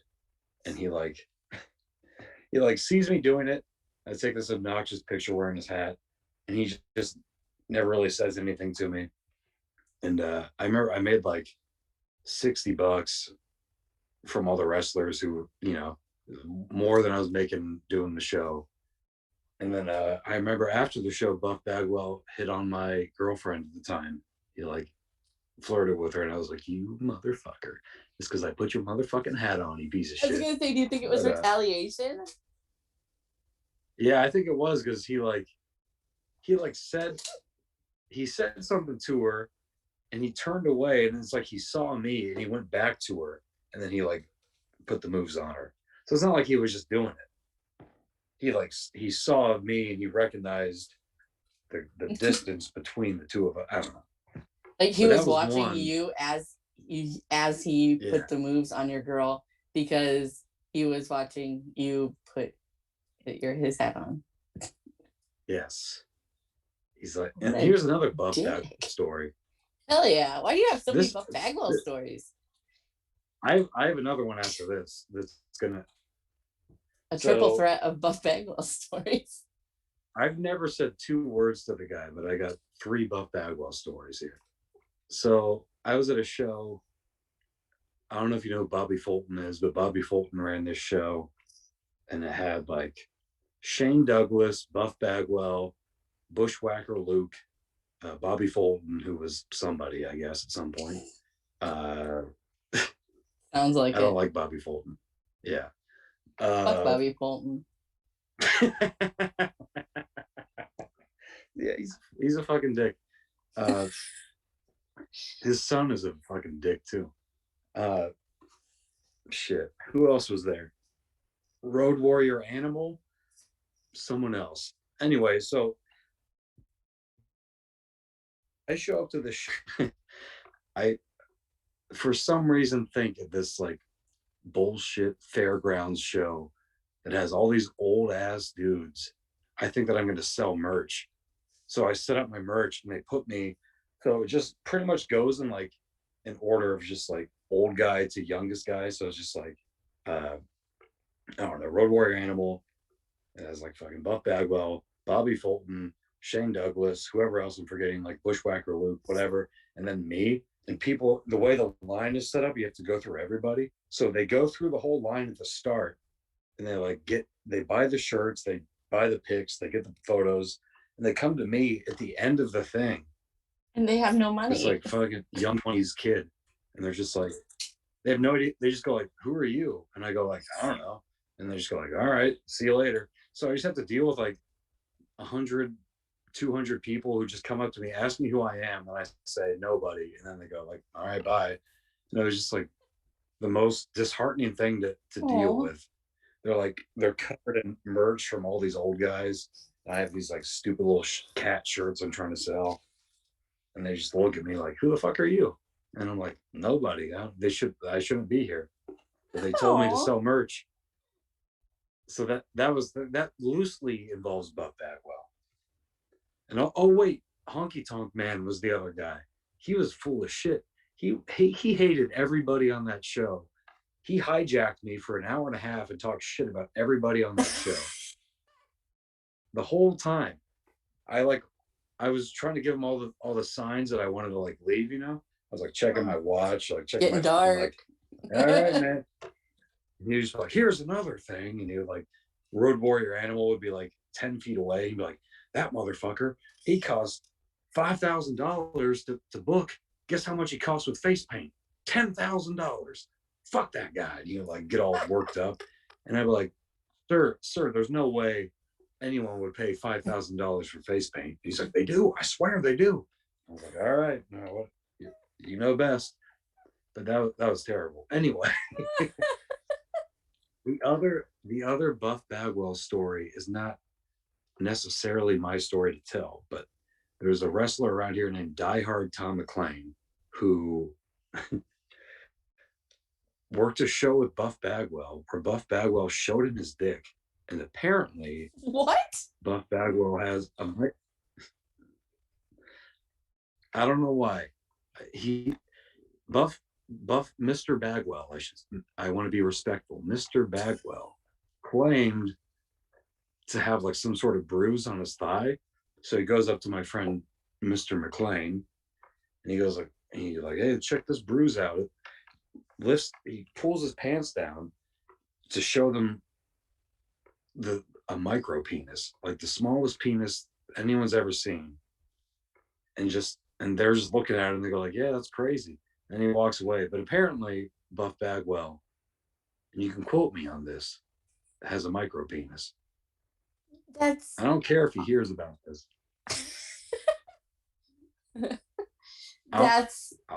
I'll deal with him later. That's interesting because didn't he spend some time as like, for lack of a better word, like a gigolo? Like, yes, he did. Courting women for money? He did. What? I bet those women were like, man, like, I don't know. I feel bad for those women because it's like, that's talking about buyer's remorse. I mean, like shit. Dick is abundant and of low value, and you don't need to pay for tiny wieners. You don't need to pay for any wiener. They're all women. I could get 5 dick pics sent to me right now. I would just have to ask for them. You and me both. You and me both. I can't You guarantee more that than they would me, be but of I could do any it sort too. of quality, but they would be there. You could get them. You could. I know. I don't understand it. I bet he was like. It makes me think that he was like a gigolo who was like, he would send you like pictures of the body, and you would see his like muscles, and the women would be like, he's surprisingly cheap. That's crazy for a guy who was like, he used to be famous and on TV. I can't believe he's this affordable. Then they get him there and they like see his dick and they're like, oh, well, now I get it. Now I understand why he's so cheap and affordable. Like, do you There's think no dick.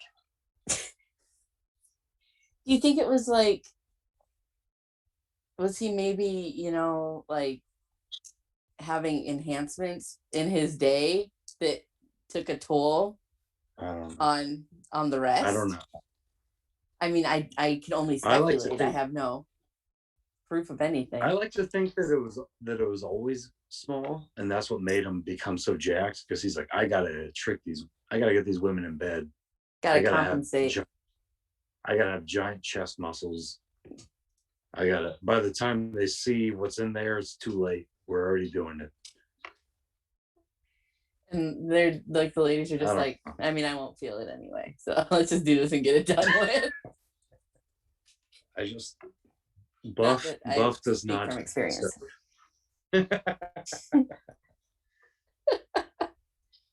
No, I do wish to. I see my guys here looking out for me.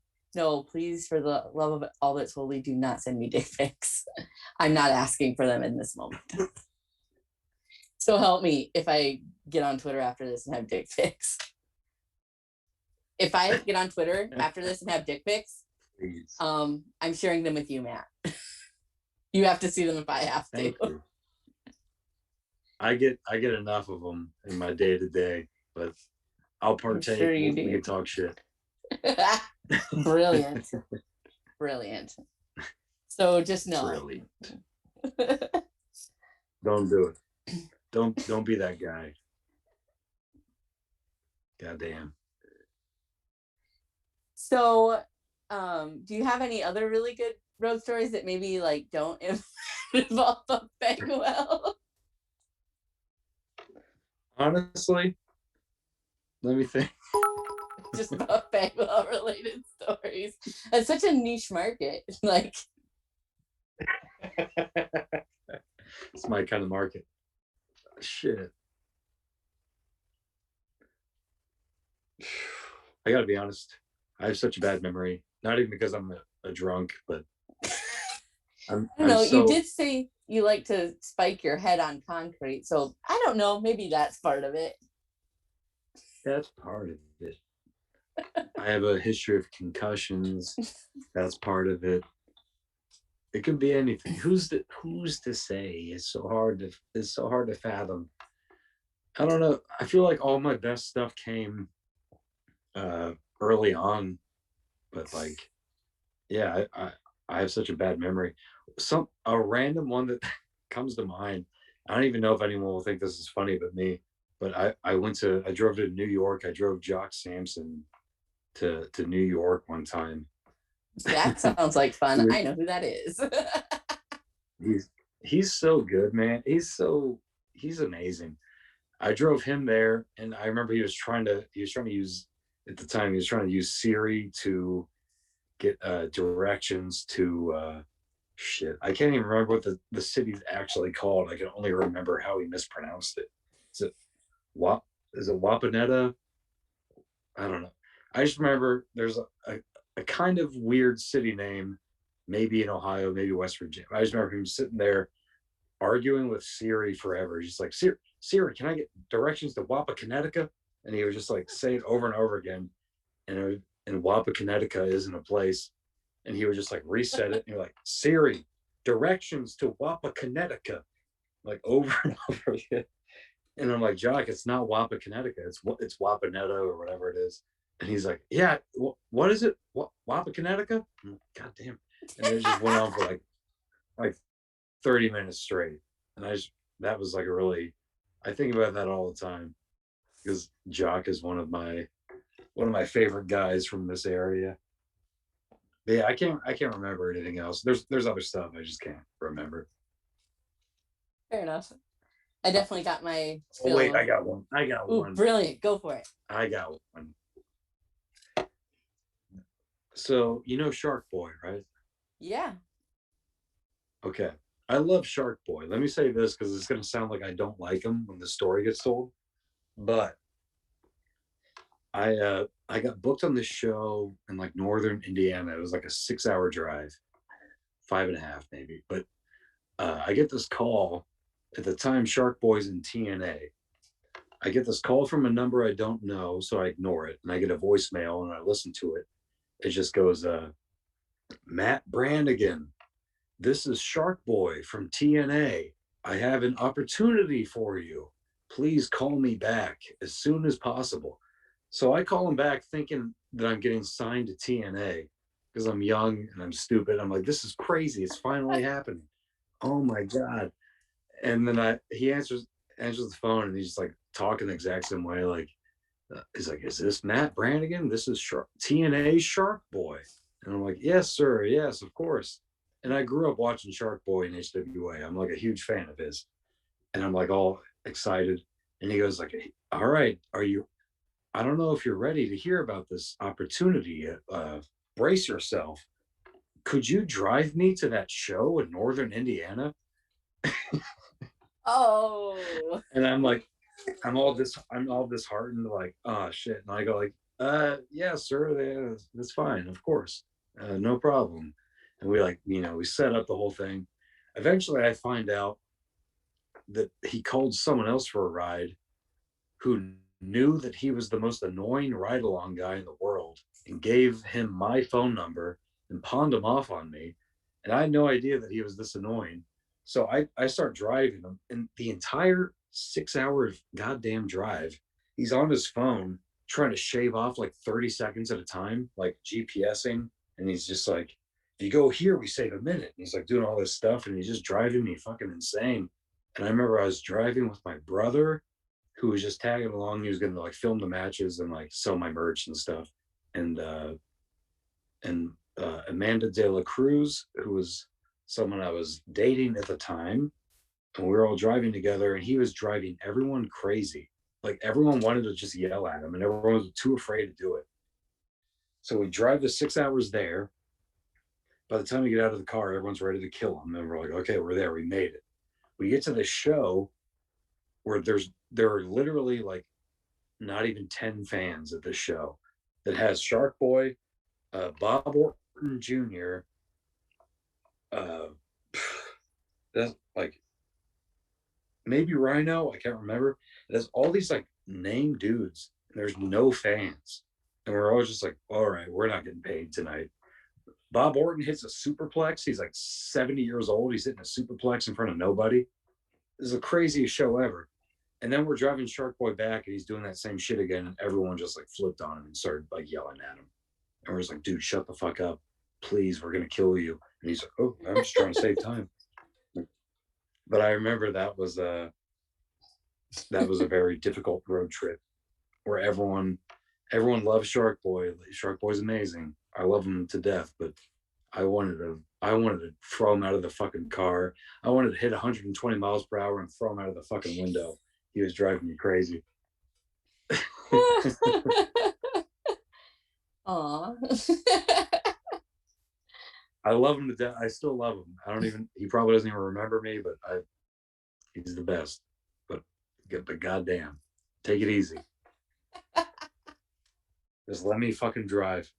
Shut up. You know what would take less time? If you just let me drive. just let me drive, man, please. So, like outside of wrestling, what do you like? What are your hobbies? What do you enjoy doing? I play video games a little bit. Not that much. I like the new Crash Bandicoot game. I like platformer games, like Hollow Knight, shit like that. I make a lot of music, which people don't always, not a lot of Huh. people know about, but I've been rapping for 15 years almost. What? And yeah, and I make like punk rock music. And what else? What else do I do? I, fe- I make, I used to like to make like videos and stuff, like weird little like comedy skits. I don't know. Mostly just chill Huh. out. I work out. I work out a lot because I eat so much. I have to work out a lot. But yeah, You do have that's a pretty high much everything I Reese's do. intake. I really do. I work out literally. I work out like 4 hours a day, uh, just to like counterbalance how much shit I eat. But yeah, those are all my hobbies pretty much. So you said that. Also, Okay. another hobby, Yeah. another hobby is stewing in misery and self-loathing. But yeah, So that's it. this rapping and punk music that you make, Mhm. is there a way for me to listen to it? There might be a SoundCloud.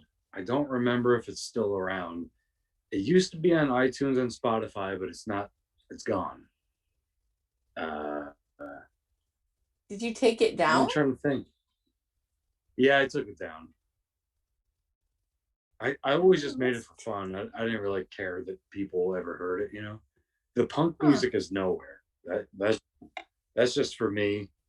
Uh, the rap music is floating around. I could hook you up Yeah, privately if you're please interested. do. I'm very interested. Hell yeah. Like, I so make do all you the play? beats. I make all the. So do you play instruments and stuff too?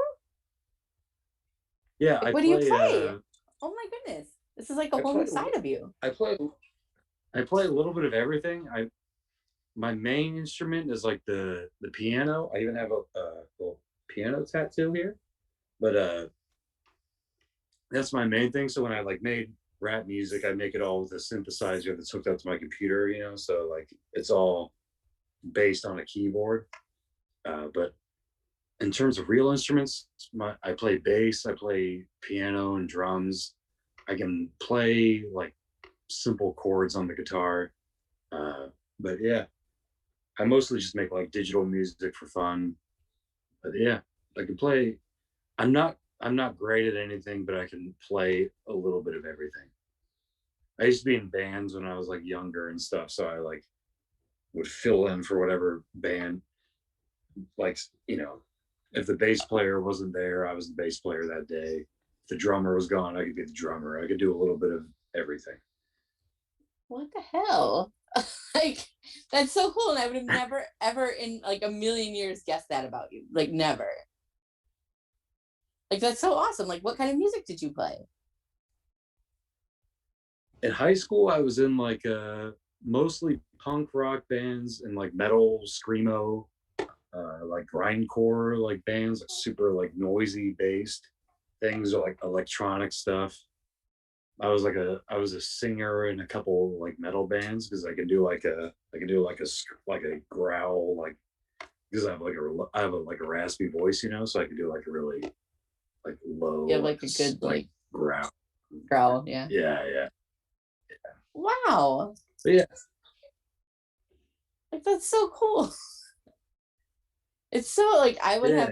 I would honestly like never guess that. And I mean, the piano thing, probably if I'd have noticed that was a piano tattoo that you had, I would probably have maybe picked that up. But like I would have Yeah. like I would have never thought, like, that's so cool though. Like, yes, please, like, send me anything. I love hearing what people do. I I'll hook you up. Thank you. I was many years ago when I was younger. I used to book bands to play shows and stuff. So like I love hearing Ooh. that kind of stuff. I'm in a band now, but my What? my drummer is like ashamed. My drum. So my drummer is like a teacher, and he's like ashamed of the music we make because it's like super Oh, ridiculous. and but like I play the bass and I sing, so it's just like it's just drum and bass, like punk shit. But I'm always trying to get him to do live shows, and he's like afraid to do it because he's afraid he's gonna get caught and get fired. I'm like, dude, you're not gonna get fired. Like, this, he acts like the songs are the most offensive songs ever. They're not. They're just like stupid. Like we have a song called "Shit," and the whole song is me just saying "shit, shit, I'm gonna shit" over and over again. Like, that's not gonna. You're not gonna get fired for that. That's goofy, but it's not. It's not It's a banger. offensive. It's not. No. I'll send that to you, and you'll be like, "Oh Yes. shit, this is a banger." Like once you get through the shit part, oh, okay, I'll hook you up. Oh, I got fantastic! You. That makes me so happy. Thank you. It's like that's just that blew me. Like I said, like I would have never thought that about you. Like that's awesome, though. Oh yeah. So, there was a point where I was like trying to decide between wrestling and music because I've been rapping for like 6 years, I think, before I started training to wrestle. And I was on all these like rap and hip hop message boards, like doing battle rap and doing song contests and doing all this stuff. And I wasn't sure, like, it felt like I was really good at it. And I wasn't sure which path to take, but I always liked wrestling more. So I just ended up picking that. But now that I'm 9 years into wrestling, I kind of wish that I pursued music. I mean, you could still pursue music. That's true. I've been doing it casually the whole time, but yeah, no one's really heard it. It's all secret.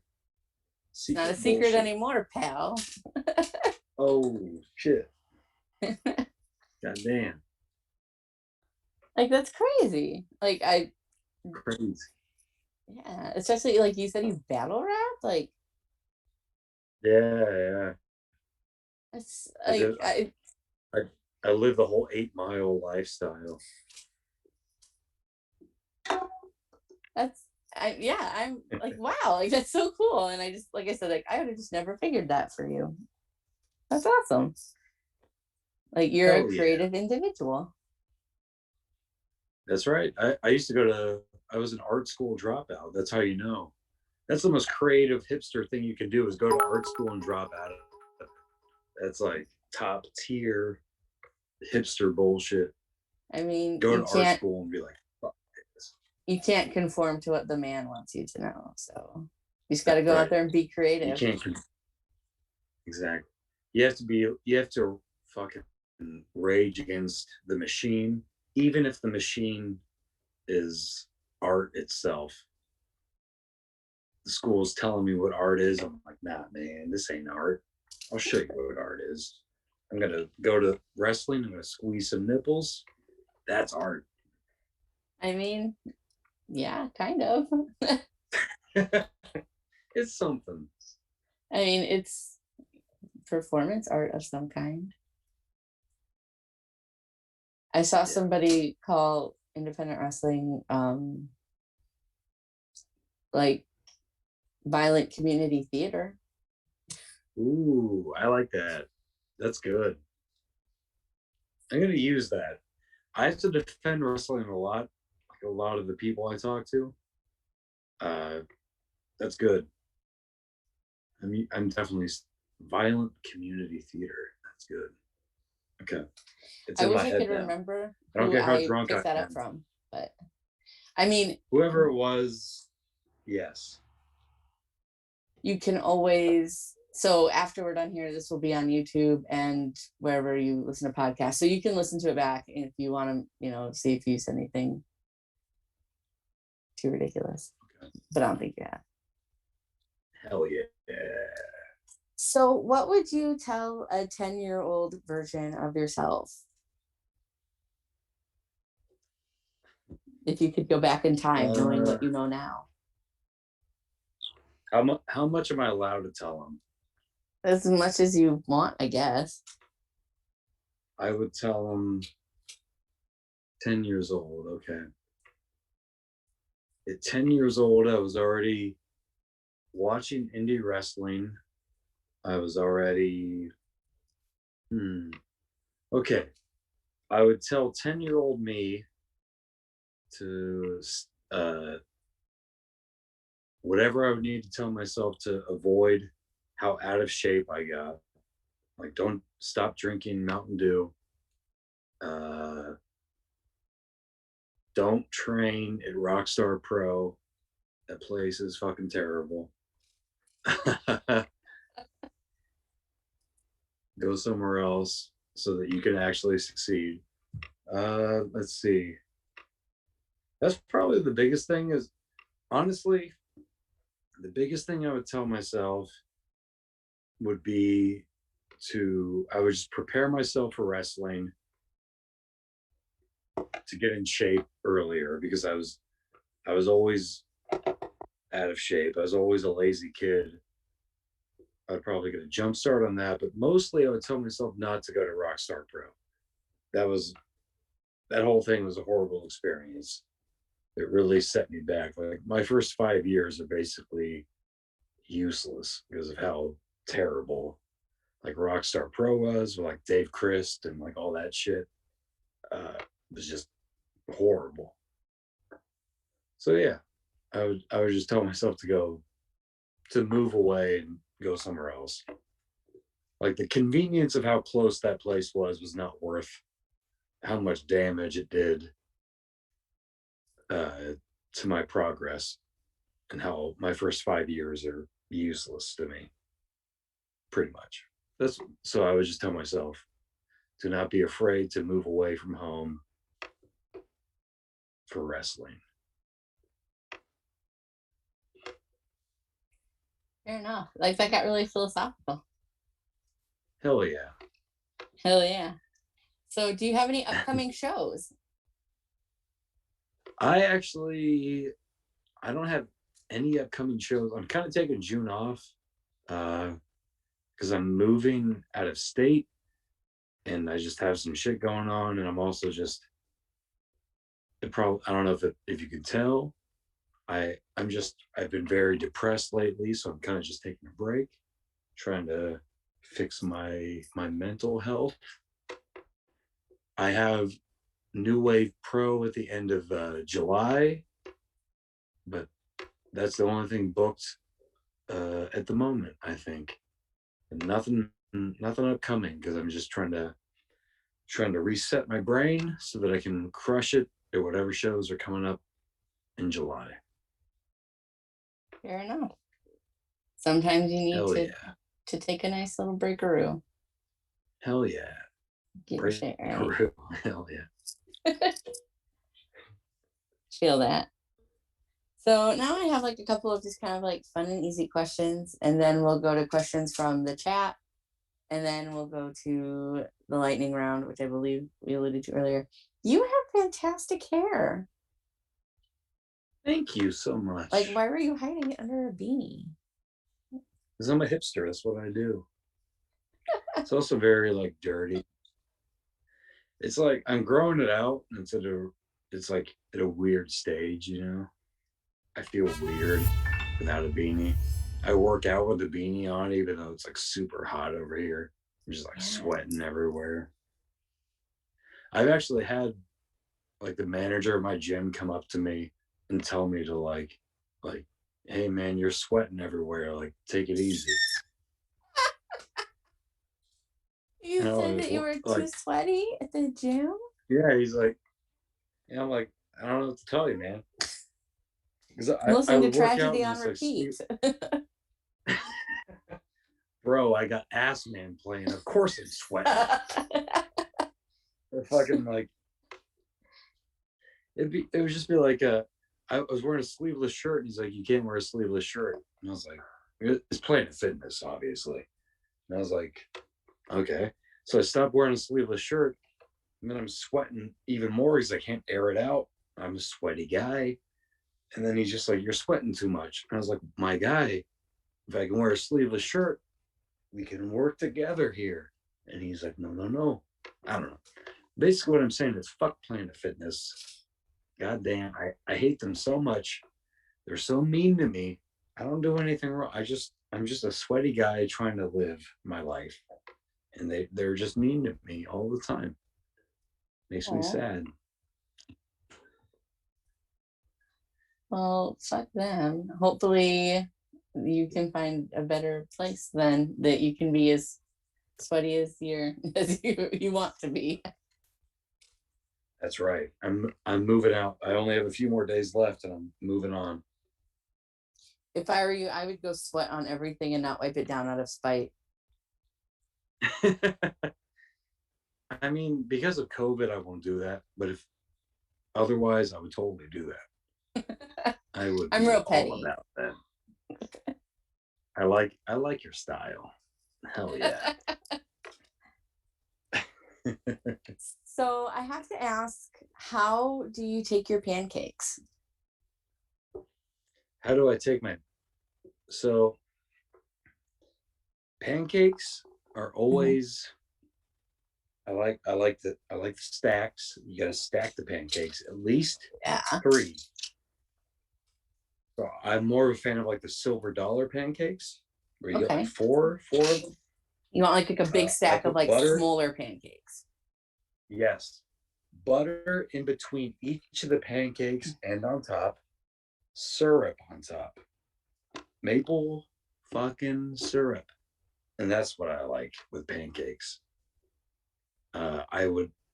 I'm pretty simple with pancakes. If we're talking waffles, which I don't want to offend you because your name is Pancakes, but if Are we're you a talking waffle guy? waffles, it depends. There's Made a a lot face of like you're a waffle variables at guy. play here. Shit.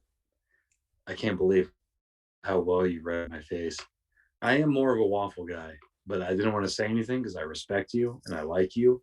But since you have identified the facial expression that I've made as a waffle guy, I have to come clean.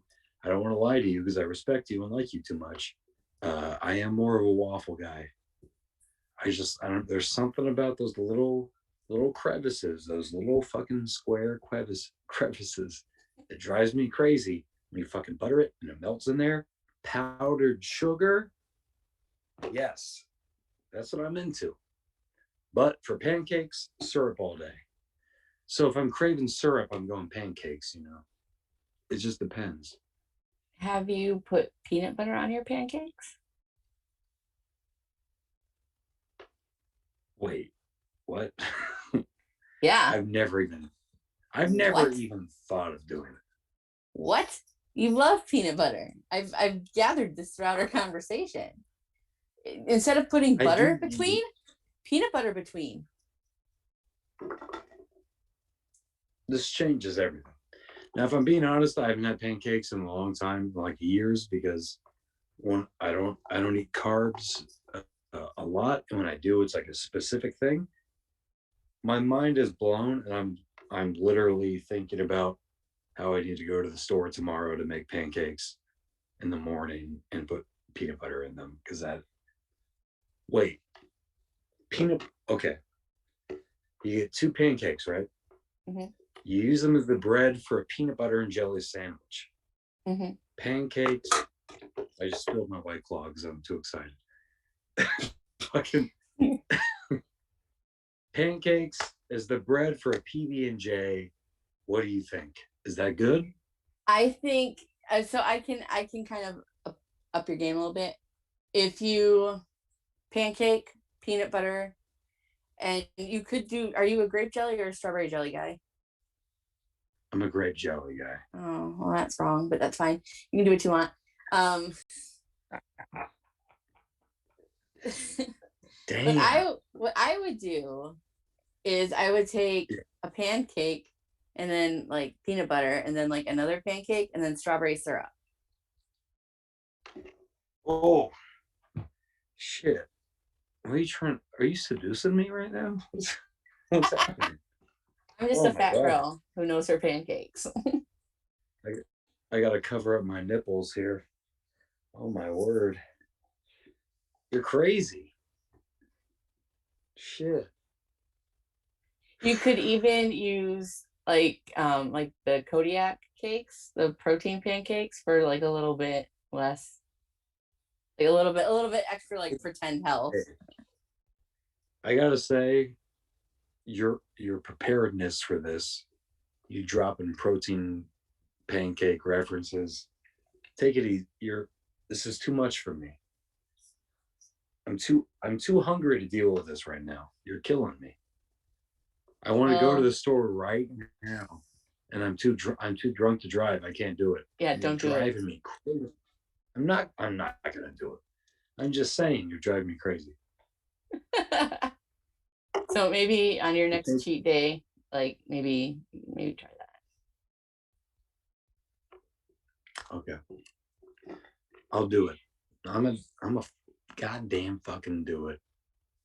I mean, and if you do it, I would love a like photographic proof. Okay. Because I want to see your execution of the PB&J pancake. Okay. I'll probably have to like message you in the morning, like, hey, I'm too drunk to remember exactly what you said. What was it? I had a drunken dream about something delicious. What were we talking about? We've talked about a lot of food on this already. I think you really also did. I mean, I'm a fat girl and I love food, and you're not a fat girl, but you also seem to enjoy food. So yes, I do. Also, I think you've officially crossed into my longest interview now. Let's keep going. No one's gonna break this record. We're gonna keep going. Well, I really only have one question left, and then we go to questions from chat and the lightning round. So depending on how that went, we could have at least another 15-20 minutes probably. But I'm gonna set like a scene for you. Set a scene. So pretend get your mind right. So you want something sweet, and you're in the store and you're walking down the aisle, and you're like, you know what? I want cookies. And not only do I want cookies, I want America's favorite cookie, which is an Oreo. And you go to the section with all the Oreos, and you see all of the different kinds and flavors, and you eschew all of the weird flavors of Oreo, and you're like, I just want like a regular like chocolate cookie, cream middle, just the cream in between the Oreos, like nothing special. And then you see there's the single stuff and there's the double stuff. Like, which are you picking? Okay. So you're telling me that my options are limited between regular like chocolate cookie Oreos, single stuff, and double stuff. Those are the two options. Yeah, that's what you want. Okay. If those are my two options, I'm going double stuff. Now, if my you get it, but if my options are that's the unofficial correct answer to the question. I like your style. If the options are expanded, I would go mega stuff, obviously. However, if the options are expanded even more, I am going mega stuff golden Oreo because it is so much goddamn sugar. It just fucks you up.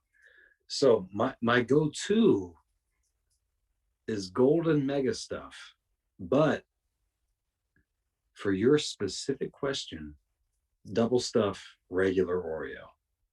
Obviously. Anyone who would not pick that is a scumbag, and I will fight them anywhere, anytime, to the death. We've had a few people pick single stuffed Oreo, and I just don't. Tell me. Name names. Name the names right now. I will destroy them.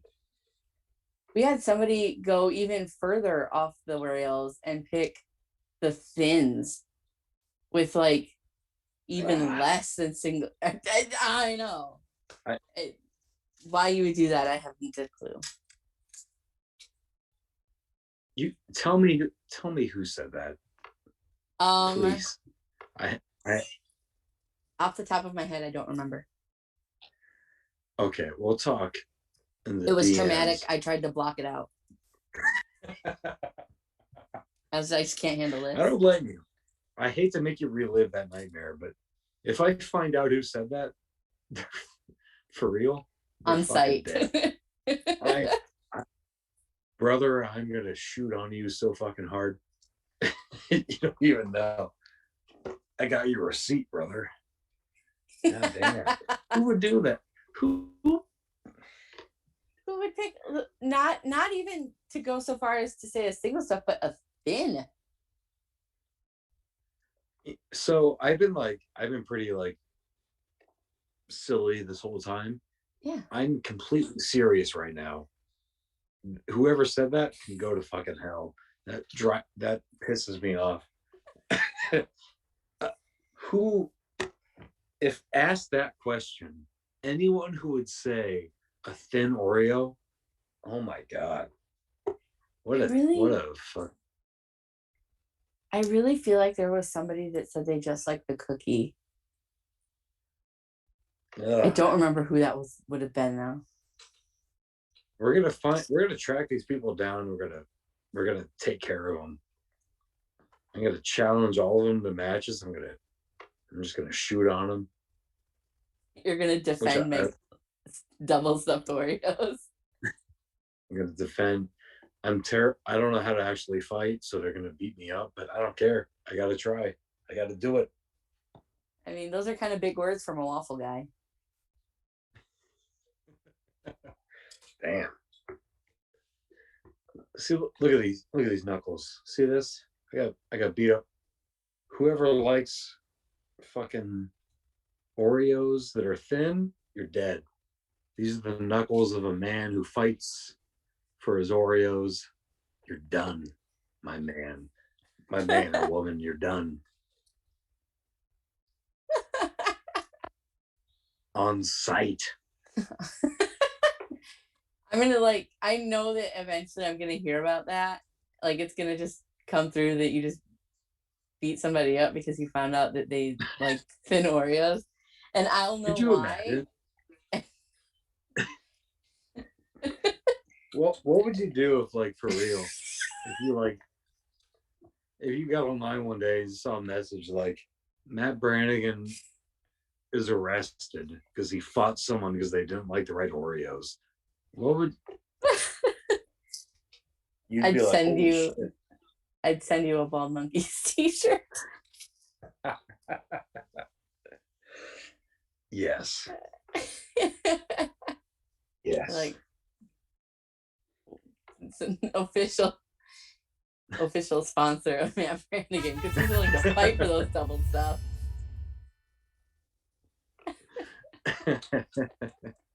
Hell yeah. So I got a Reese's sponsorship. Now I got the fucking Oreo Nabisco, whoever makes. Yeah, I got that sponsorship. Or it might be Mondelez now. Those big food corporations change hands and merge all the time. And I think it's Mondelez now, if I had to guess. I don't know why I would know that though. Yeah, why would you know that? Are you a corporate shill? Why would If I were a corporate shill, I'd be making a lot more money than I do right now. But I am going to Google it. Google it right now because I want to know. I really think it's Mondelez, I'll be honest. I have another question for you. Okay. Has anyone ever gotten up to go pee during an interview before? No, but I've also never had interviews that have gone over 2 hours. Can I go pee? Yes, I would rather not have you have an accident on stream. No streaming on stream. That would be weird. Okay, the bathroom is right here. I'll be right back. Look that up. I'll think about Stone Cold on life support. We did at one point. Hello, everybody. It's the voice in the sky. It is the Captain Chuckles. We did, however, have one interview a long while ago where we had to stop a couple of times for various reasons. But this would be the first official pee session, off camera, of course. On the other ones have been on camera. Well, no. They were off camera too, but this is the first official P in Bald Monkey's history. So everyone in the chat, you are now a part of history tonight. And I will say I did look it up. Oreo is made by the Nabisco division of Mondelez International. Look at that. So we were both right, and that's really the best you could hope for, I think. I would agree with that, Val. I would agree with that. Who was it that liked the thin Oreos? Do you remember, Chuck? I blank shit out of my mind. I don't ever think about thin Oreos because that is absolutely blasphemous. That's fair. And we used to keep tabs. I stopped, but I will throw out some names of people who have voted single stuff. And I'm going to throw the big names out here. People like Chris Bay.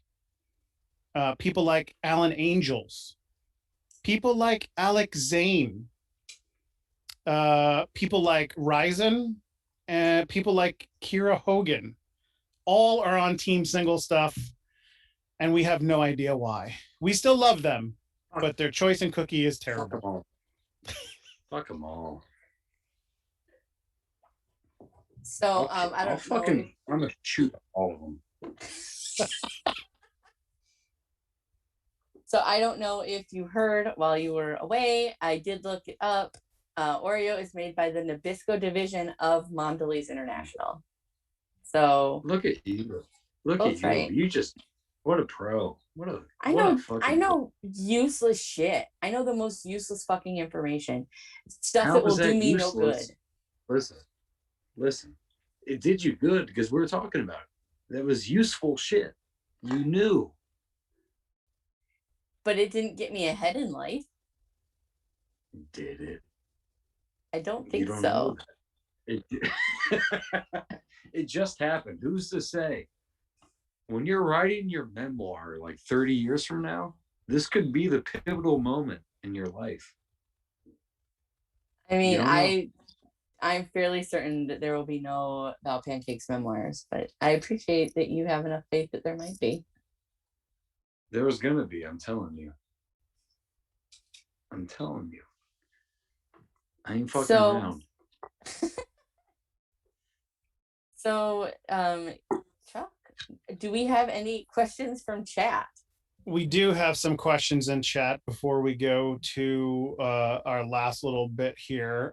Now, these first two, I kind of feel like they were 2 hours ago. Yeah, I know. And this person is not in the chat anymore. I feel like they were trolling a little bit. The screen name is D's Nuts Drew asked 2 questions. The first question was, why did you pull out against Arthur MacArthur for your match? So I will let you respond to that first. Listen, the fact that the name is Drew means that it is Arthur MacArthur. The reason I pulled out, his name is fucking Drew. Fuck. I pulled out, listen, I told him, I messaged him that I was going to have to pull out before he even posted about the match. I'm pulling out because I'm moving out of state. I have to move to California. I'm busy. I'm a busy guy. I got shit to do. Fuck. God. Got places, people to see, places to go. You don't got time. Exactly. And I told him in a message before he even posted about the match that I was canceling on the match, and he posted about it anyway. So it's not on me. That's why I canceled on the match, and that's why I made such a public spectacle about the whole thing. What was the second question? So now the second question is, I feel it's personal, and I'm not sure, but how do you feel about being stripped of the XVW championship? Is that from him? Is that from Drew? That is also from him.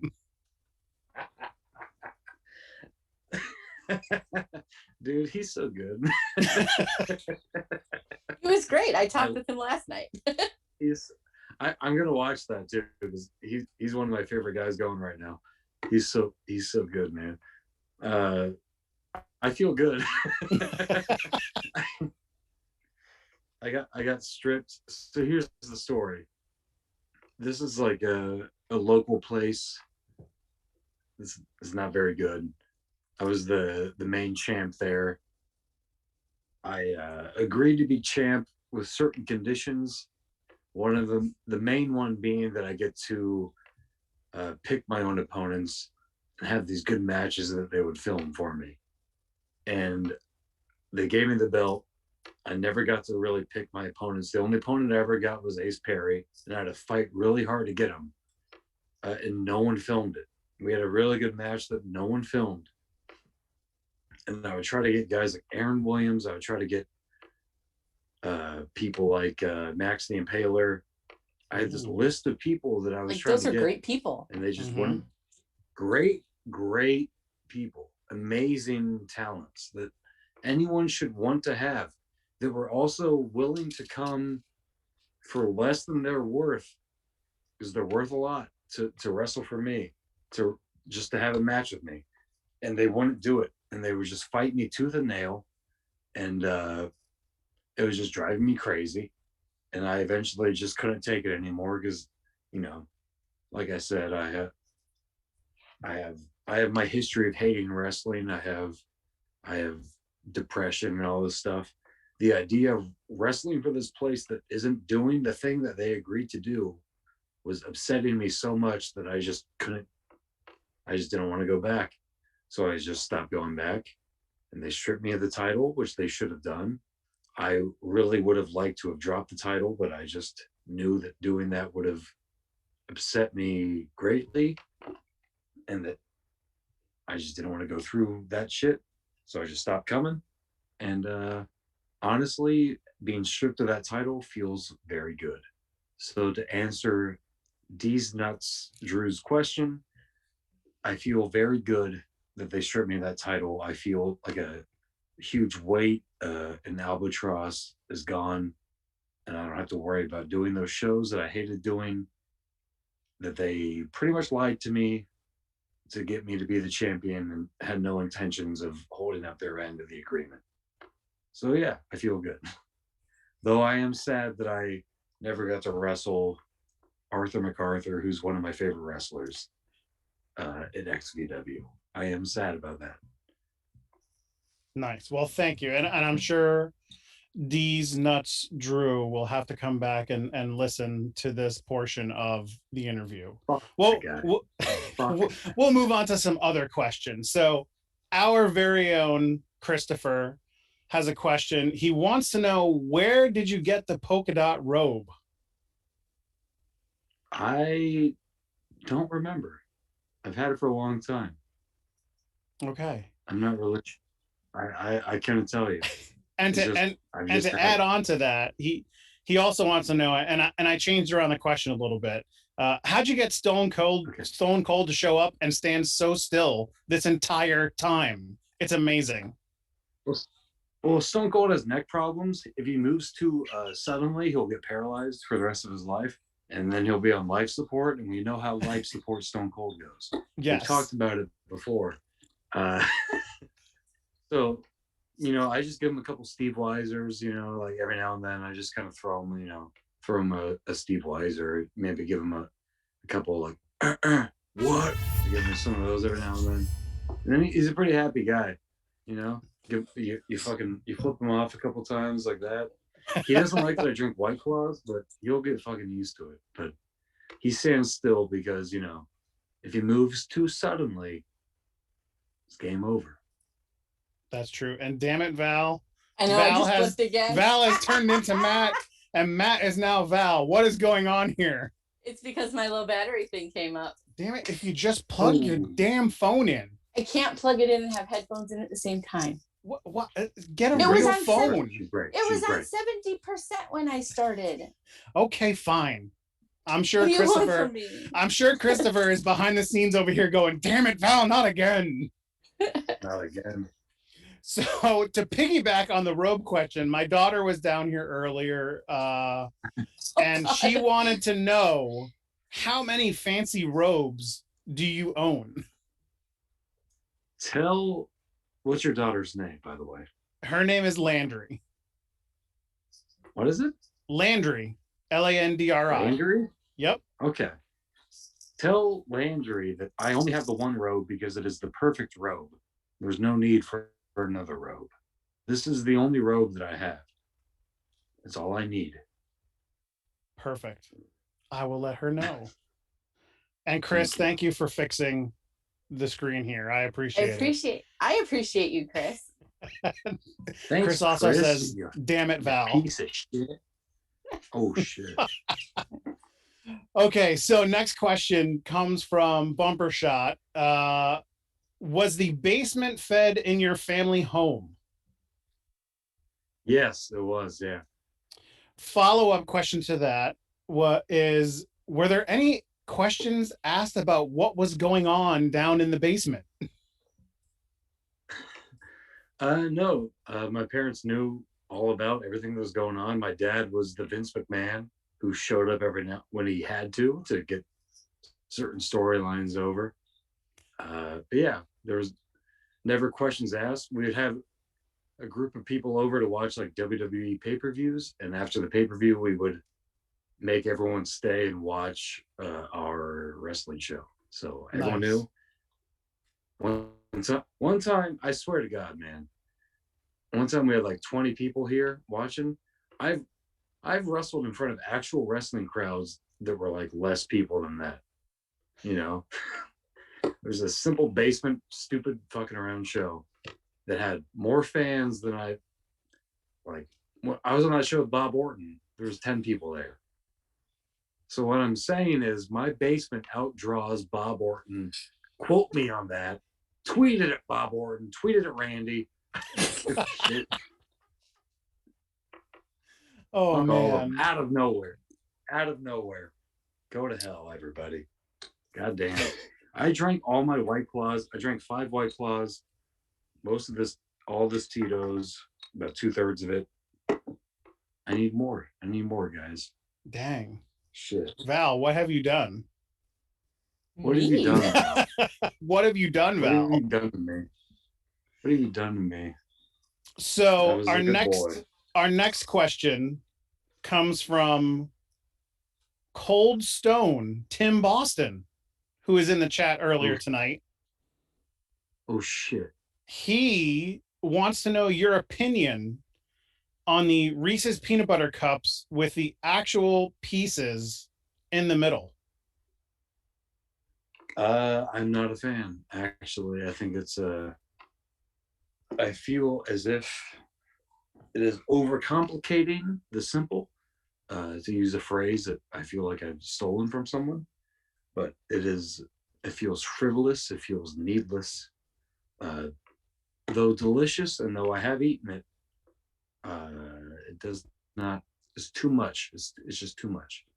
I am more of a fan of a classic Reese cup, or if we need an additional ingredient, I would vote for the big cup pretzel thing. A pretzel is more interesting variety.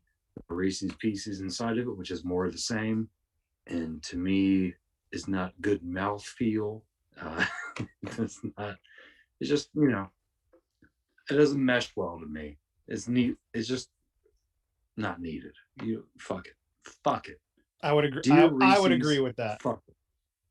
Thank you. Okay, next question. We're going to the electrifying 1-8. They want to know what's better, wrestling boots or wrestling shoes? I guess it just depends on how you wrestle, man. Like I've worn them both for different types of matches. Personally, I prefer wrestling shoes with kick pads, but that's just for me.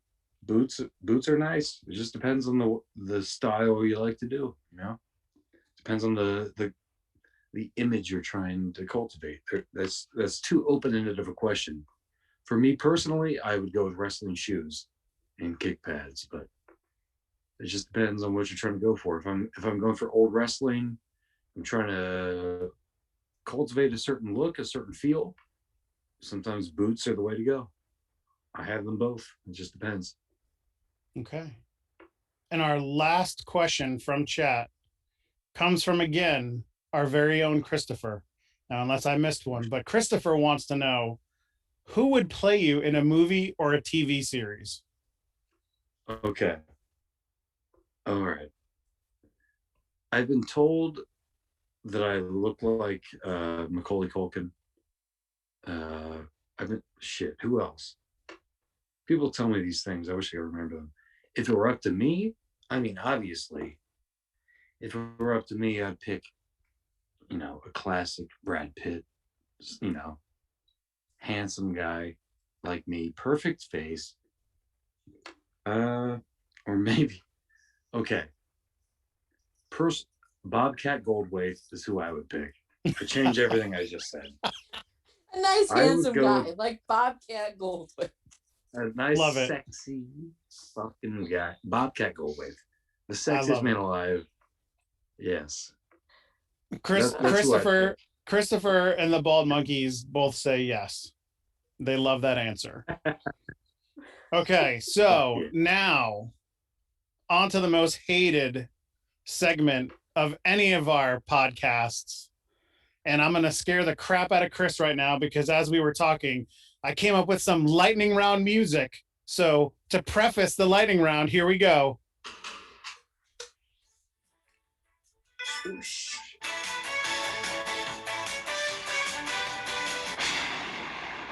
Oh, yeah. It's time for the lightning round.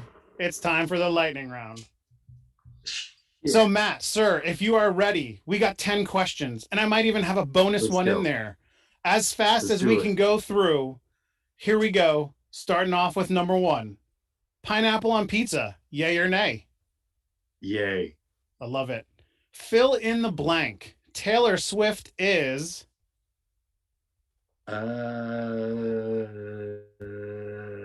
shitty. Oh my God, I love it even more. Number 3, if you could travel back in time, when and where would you go? I would go to feudal Japan and be murdered by samurai. Interesting. On a scale of 1 to 10, how hot do you like your showers? 1 being the coldest, 10 being 7. The hottest. Okay, 7. 7. So now we're on a plane. What is your seat choice? Aisle, middle, or window? Window, baby. Coffee, hot, cold, or I could go either way. Either way. Depends on the temperature of the outside, man. Okay. Right now, I'm going cold because it's hot out. Do you still consider Pluto to be an actual planet? No, fuck Pluto. Jeopardy or Wheel of Fortune at night? Jeopardy, my guy. Yes. Okay, here's a very interesting one. Do you rotate your tires on a proper schedule? Never. Number 10. If the toilet paper roll is really low, but not completely out yet, do you replace it or leave it for someone else to take care of?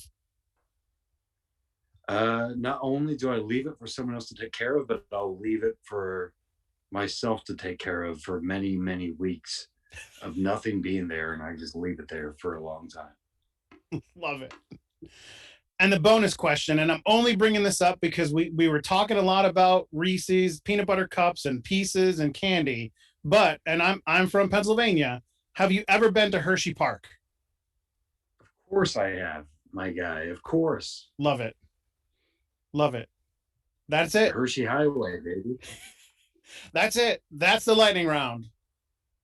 Easy. Back to you, Val. Yeah, the lightning round questions are fun. They are. I have so many, and I get my family to help me. So like usually beforehand, they're just throwing questions at me. So I have like a backlog of probably like 150 to 200 questions.